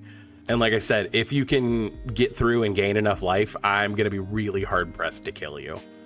The things that put it above, like, that does make me hesitant to say that it's like, like a super low power deck. This deck is definitely on the line between low power and mod power because of stuff like Perforos or Ulamog, which are like inherently scary cards to even mention that you have in your deck.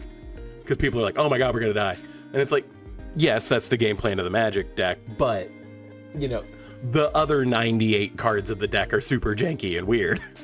Like, again, a deck where the game plan is sort of like the jank and luck of it, of like, oh, we're going to draw cards and discards at random. Like, I'm not running like Taveri's Puzzle Box or anything like that, but, decks that have that kind of random element to it, I really like. And I think is fun to play with, because like this isn't necessarily a chaos deck, but it is a deck where like unexpected things will happen. And so playing in a group of people who are like relatively new to Magic, but like understand the rules, have played a few games, showing them a deck like this where they're like, I didn't know that was a thing. And it's like, yeah, this is just goofy and weird and fun, and like it's interactive in a way that I really like.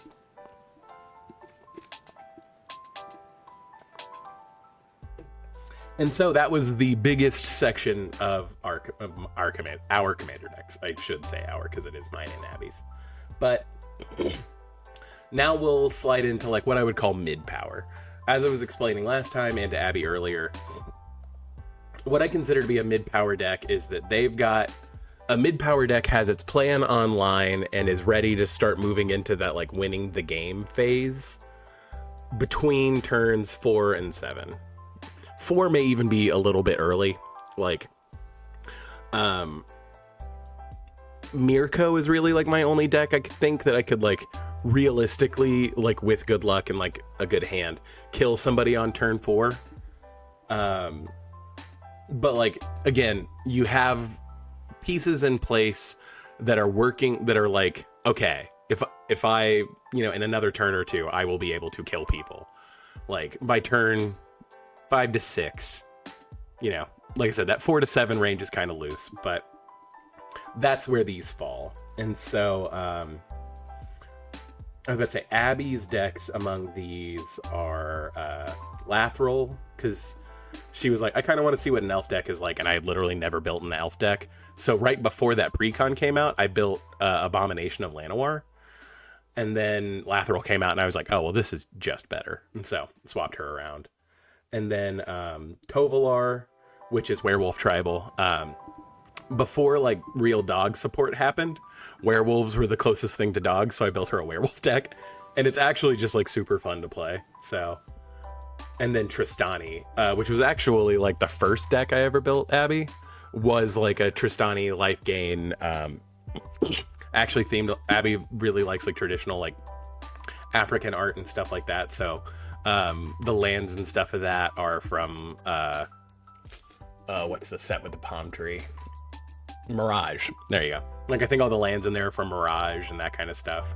So but like I said, I think we'll have enough time to get through Ashaya, because it's a mono green deck and we'll probably move pretty quickly. But again, this is what I would consider like mid power. I wanted to make a deck where like the lands you had like mattered in a specific way. And Ashaya makes all of your creatures into forest lands. And so lands equals power and toughness. Most of the creatures in this deck and a lot of the spells in this deck either have power and toughness equal to the number of lands you control, or make tokens that, you know, the power and toughness equal to the number of lands you control. But yeah, so this deck can get really scary and can threaten lethal on like turn 4 or 5. It just, you know, it's all luck of the draw. Obviously, I get a God Hand and get Ashaya out on like turn 3. Like, you know, and then ramp on turn 4 and then make her unblockable on turn 5 that can kill somebody. But like, again, the plan is online relatively quickly, and that's the idea. But yeah, so like I said, Ashaya's power and toughness equal to the number of lands you control, and the non-token creatures you control are forest lands in addition to their type. And that becomes surprisingly relevant because like Cyclonic Rift only bounces non-land permanents. Oblivion Stone, which is in this deck, only destroys non-land permanents. And so if all your creatures are lands, they dodge that. And so like, as I've mentioned a couple times, like setting up situations where you have a one-sided board wipe is just like one of my favorite things in Magic. So,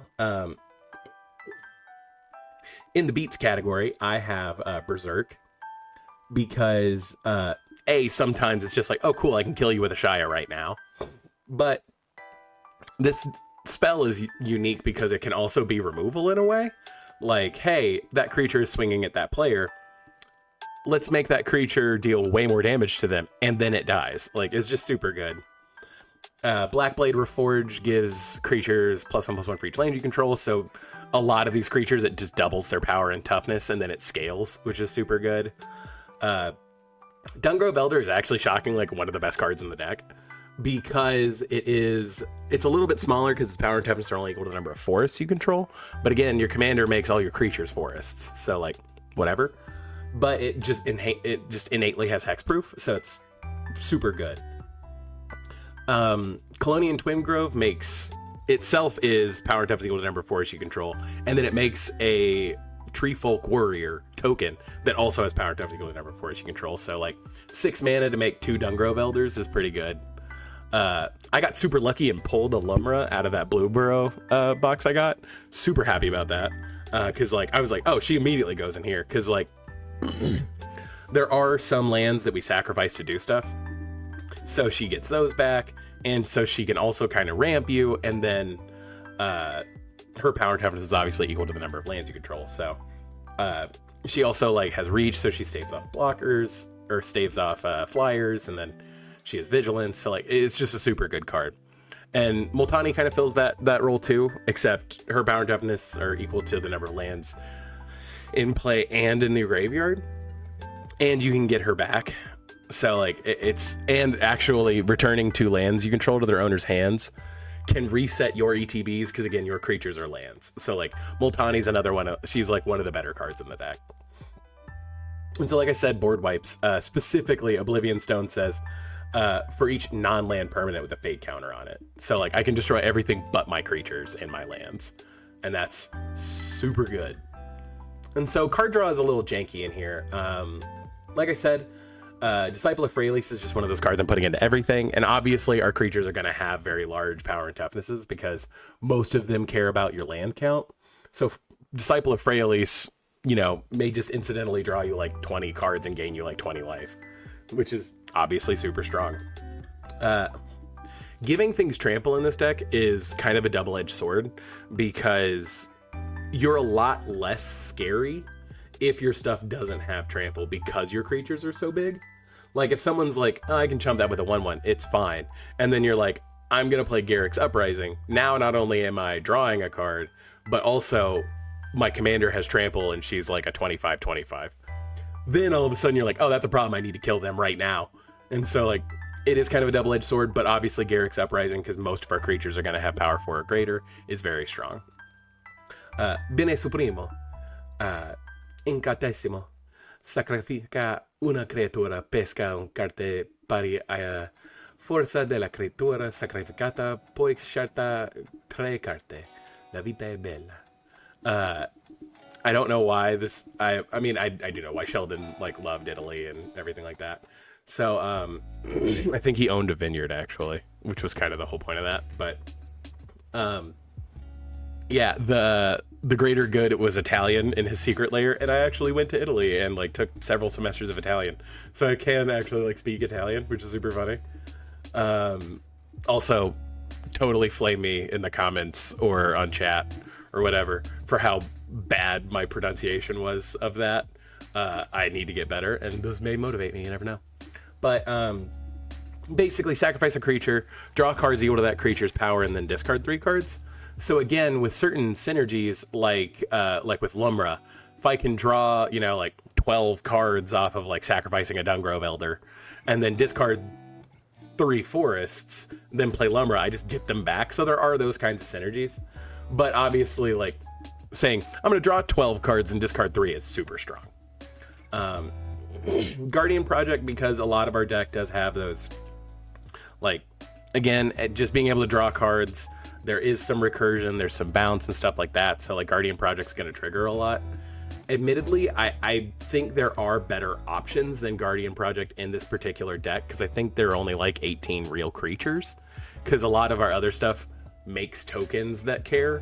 So there is some like argument that Guardian Project may need to be switched out, but you know, if they print another effect that's like similar to like Rishkar's Expertise or Greater Good, then Guardian Project will probably come out. But right now, I'm not too worried about it. Regal Force, again, we're not going super wide in this deck because we're like our creatures are very tall, but like having an ETB draw cards is super good, and most of the tokens we create are going to be green. So Regal Force does end up drawing you like a decent number of cards. Again, Return of the Wild Speaker, because your creature is very tall. You're going to draw a bunch of cards. Rishkar's Expertise, same thing. Shamanic Revelation, actually, this is the deck where I trigger the Ferocious the most. And so it's not uncommon that I cast this for 5, draw 4 cards, and gain 16 life. So, yeah, it's just very good. And then Sylvan Library, I happen to have a black bordered Italian one, and this is the deck it's in. So it's just funny that I put the black bordered Italian original printing of Legends, Sylvan Library, in the same deck as the Italian Greater Good that I got from a secret layer. I just find that particularly funny. But Sylvan Library is just a good card, so. And so Ronus's Monument, again, it gives trample, and so you do kind of have to be careful about how you give trample and where. But, you know, making your stuff cost less is inherently good, and it gives trample occasionally, so like that is strong. Again, the incidentalness of it people do tend to like be like, oh, you can give your commander trample, I have to like deal with that, and that's fine. I am running Balagad Recovery. Again, the flip lands are all super good, and then we do need some recursion. And then actually, this is another deck where Eternal Witness is super good, because it's a creature that when you cast it becomes a forest, and obviously getting stuff back. So like you do kind of have the double duty with Eternal Witness. I have found myself taking Eternal Witness out of more decks because I would rather run like a regrowth effect or just straight up Balagad Recovery, because I would rather have the additional utility beyond just having a 2/1. But I think in very specific cases, Eternal Witness does warrant its place in this deck, because it does become a creature, and because of Ashaya, or it does become a land because of Ashaya, and then it can tap for mana. It also provides a buff for everything because it's also a land, is solid. Titania, Voice of Gaia, I am running just because I'm running the land that flips her. And then when she flips, her power tap is equal to the number of lands you control. So like it fits in. The life gain is actually like somewhat reasonable. Again, all of our creatures are lands, so if like Titania and a board wipe happens, like you gain life, like that's just solid. It's just really weird, and I'd enjoy it.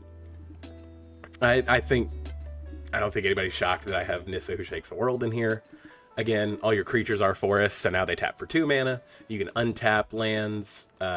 What's funny is that it is non-creature land, so you do specifically have to target your actual like basics, but so and then, you know, obviously her emblem says make your lands are indestructible, all your creatures are lands, so like inherently, well, non-token creatures, so inherently all your non-token creatures are indestructible. Like, it's just funny. And then this is another deck kind of like the island deck, where I wanted like a bunch of different arts of forests that kind of stick. Although less like the sea creature deck, because like I do have the forest from from Murders at Karlov Manor in here. But like, I wanted stuff that was like specifically the forests. This says forest on it twice, and I just think that's particularly funny. Also, this is east of the Buckland and where like the Barrow Downs are, and so like this is where Tom Bombadil lives, and like I have a Tom Bombadil deck, so it's just you know, I'm a huge Lord of the Rings nerd, so that was gonna happen anyway. But yeah, and then I do have a Nykthos in here. Again, because you're trying to commit like permanents to the board, and most of them are like double green pipped. Like a lot of your permanents are going to be double green pipped. Like, so Nykthos will sometimes just be like, cool, I'm going to tap Nykthos for like 14. And it's like, okay. And that's like on turn 5 or 6. So it's like not unheard of. And so as far as protection goes, again, I have asceticism in here. Gives your creatures hexproof, very strong. You can regenerate them. Regenerate doesn't come up that much anymore, but it does. It is relevant. Heroic Intervention goes in like every green deck.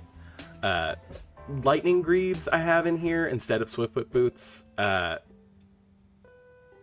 could put Swiftfoot Boots in here. I think it's not in here because when I built the deck, I didn't have an extra one, admittedly. But like, it's not terribly relevant.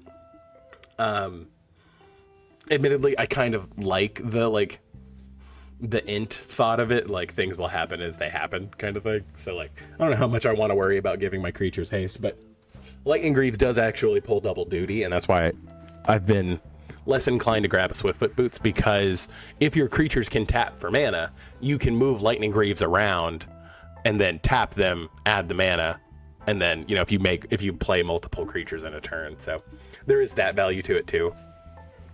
Smoke Bomb, just again, I put it in here because it made me laugh. The idea of these like literal trees, and then there's just like a smoke bomb below them, but your opponents are like, where did all the trees go? Like, it's just funny. Plus, you know, at the beginning of your upkeep, you can make your commander unblockable, and like sometimes that just means death for somebody. And then Sylvan Safekeeper, because sometimes you do want to be able to sacrifice lands to like avoid removal or exile and stuff like that. But also, not only are you removing that specific creature from being exiled, you're also giving another creature Shroud. So like there is that value there too. And again, with like Lumra and that kind of thing, you can sacrifice lands to give your stuff Shroud, and then play Lumra to get them all back. So it's not unheard of. Admittedly, a lot of the stuff we're talking about in this deck, when we get to, I think it'll probably be the last deck we talk about, is Abby's Titania deck. That deck is like her like scary, like powerful deck, because it's the Titania that where you sack lands, you make 5/3, and so like Sylvan Safekeeper is in there. You know, Greater Good is in there. Like there's a bunch of like there is some crossover over here. And like I said, I don't traditionally like my decks to play similarly, but I don't really play Titania because it's Abby's, like it's one of her favorite decks. So like this was my version of it, and admittedly it isn't as good. Like it just straight up isn't. But you know, you work with what you got. So obviously, again, there is a lot of ramp in here. This is a deck where like burgeoning is valuable because again, I've kept 6 land hands in a burgeoning before and just been like, hey, I have 6 mana on turn 2. Like it can be really obnoxiously strong. It is one of the few ways that you can cast Ashaya super early.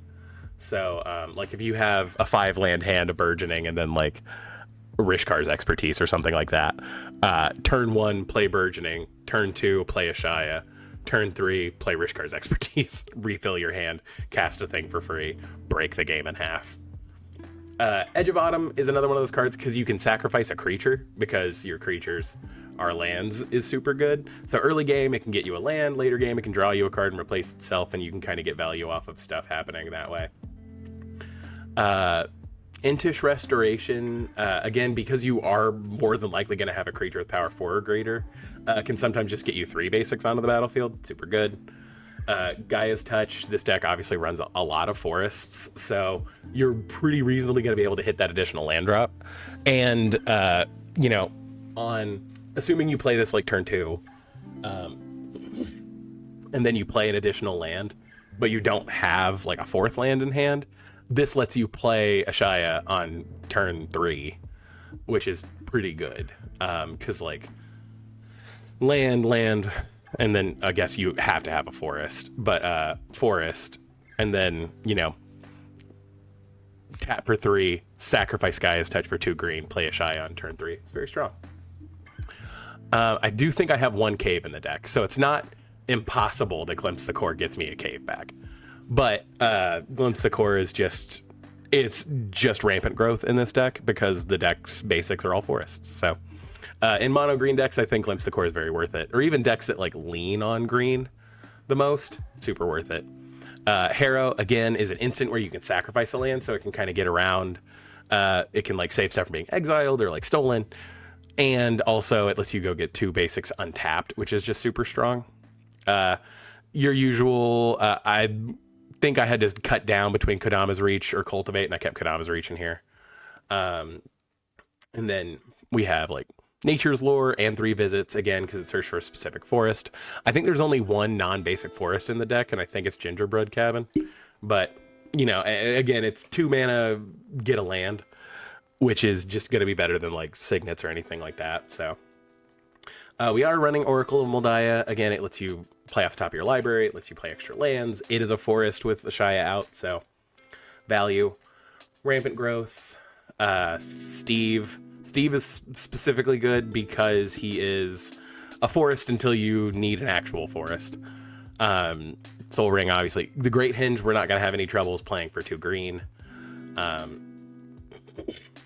And it's also card draw and life gain, so like the Great Hinge was kind of just a slam dunk for this deck. So as far as removal, like I said, we always play Beast Within. I don't mind playing fight spells in this deck because, again, your creatures are going to be very large, so they're probably going to win the fights. So Bridgeworks Battle and Colony Ambush both made the cut here. Collective Resistance I talked about a little bit. Again, just keeping Ashaya from dying once is super good. But also, like, that flexibility of being able to destroy an artifact or an enchantment, very strong. Contest of Claws is actually just funny. Again, because of how big your creatures are, I have totally discovered for like 12 before. Like, it's a thing. And it's just like a fun card. Admittedly, I wish I had other decks that this would like slot into just because I think it is fun. I like removal that lets you do another thing. So, Kamal's Will is actually another way to give your board indestructible, and that's why it was in here. Until end of turn, any number of target lands you control become 1/1 elemental creatures with vigilance, indestructible, and haste. They're still lands. You can still target lands that are already creatures, and so it just replaces their power and toughness until end of turn, but they're indestructible. So like it's a way to get around a board wipe. And also, like, if you're not doing it in response to a board wipe because you need to kill a specific creature or something, you can have it deal all the damage. Interestingly, for that indestructible stuff to matter, you will have to have your commander out. So, like, you are going to get both sides of that. Well, but it's a May, so, like, whatever. So if you're doing it in response to a board wipe, obviously the each creature you control... I mean, again, they're like niche places. Like, using this to kill, in response to a board wipe, to kill, like, a Blood Artist is a total blowout, and that's like the ceiling of it. We do have 1 sack outlet in here. Again, we do kind of want to prevent people from being like a dedicated sack outlet.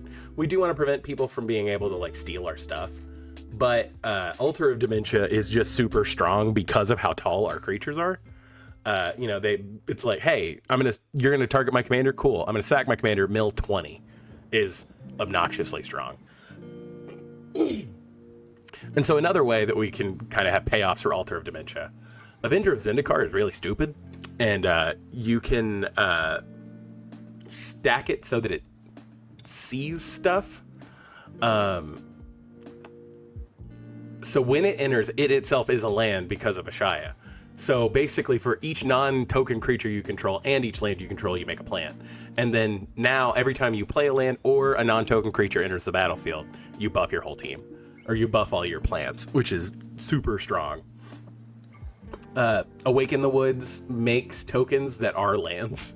So, like, it kind of gets around the, like, non-token creature you control rule because it's just super good. But basically, I see this spell as Ashaya gets +X until these go away. And that's very strong. Beacon of Creation, again, kind of follows the same suit as Avenger of Zendikar. It just makes a bunch of dudes. And sometimes just Board Flood is how you're going to stabilize enough to be able to get through the damage you need to get through. So Green Sleeves is kind of the best of both worlds because its power and toughness equal to the number of lands you control.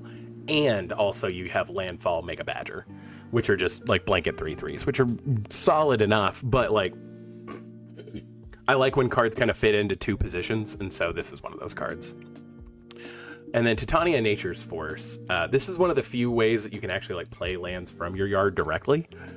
But it does have, whenever a forest specifically enters the battlefield, make a 5/3. So admittedly, she might not quite make the cut per se, but for right now, I do like her in here, and she does just kind of provide additional value.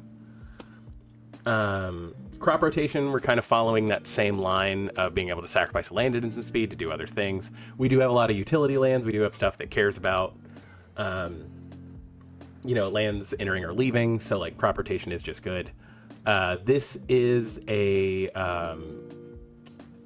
Strixhaven Mystical Archive Japanese specific Primal Command. And I've talked about Primal Command several times, so just a good card. Shuffle your graveyard in, search for a creature. Mystical Tutor, search for a creature, put it on top. Like, again, having specific creatures for specific reasons. Like, I think Commander is inherently a little toolboxy anyway, and so Worldly Tutor sometimes just like, I really need this specific creature right now, and so you go get it. Like I said, I do have Titania, Voice of Gaia, so of course I have Argoth, Sanctum of Nature. I will often activate this to make a bear, to mill, to trigger Titania, and then meld her. And then, like I said, obviously Beseiju, which is another land that we can put into our yard relatively easily and get back with like Lumra or one of the other ones. Cryptic Caves, same kind of idea. Ghost Quarter is weird because sometimes, like, if somebody's going to like board wipe in response to you doing, or sometimes if you're gonna board wipe, you can actually Ghost Quarter your own creature to go get a basic out to like fix yourself the mana. It's super janky, but it is fun. Like I said, Gingerbread Cabin. I mean, this is in here just because it is a forest. Like, I don't really have any synergy for the food or anything, but sometimes, just being able to gain 3 life is fine. Hidden Nursery, again, discovering is decent. A lot of our like value pieces are 4 or less, so. Mirror Landscape, Reliquary Tower, Rogue's Passage is kind of like the win con of the deck, to be honest.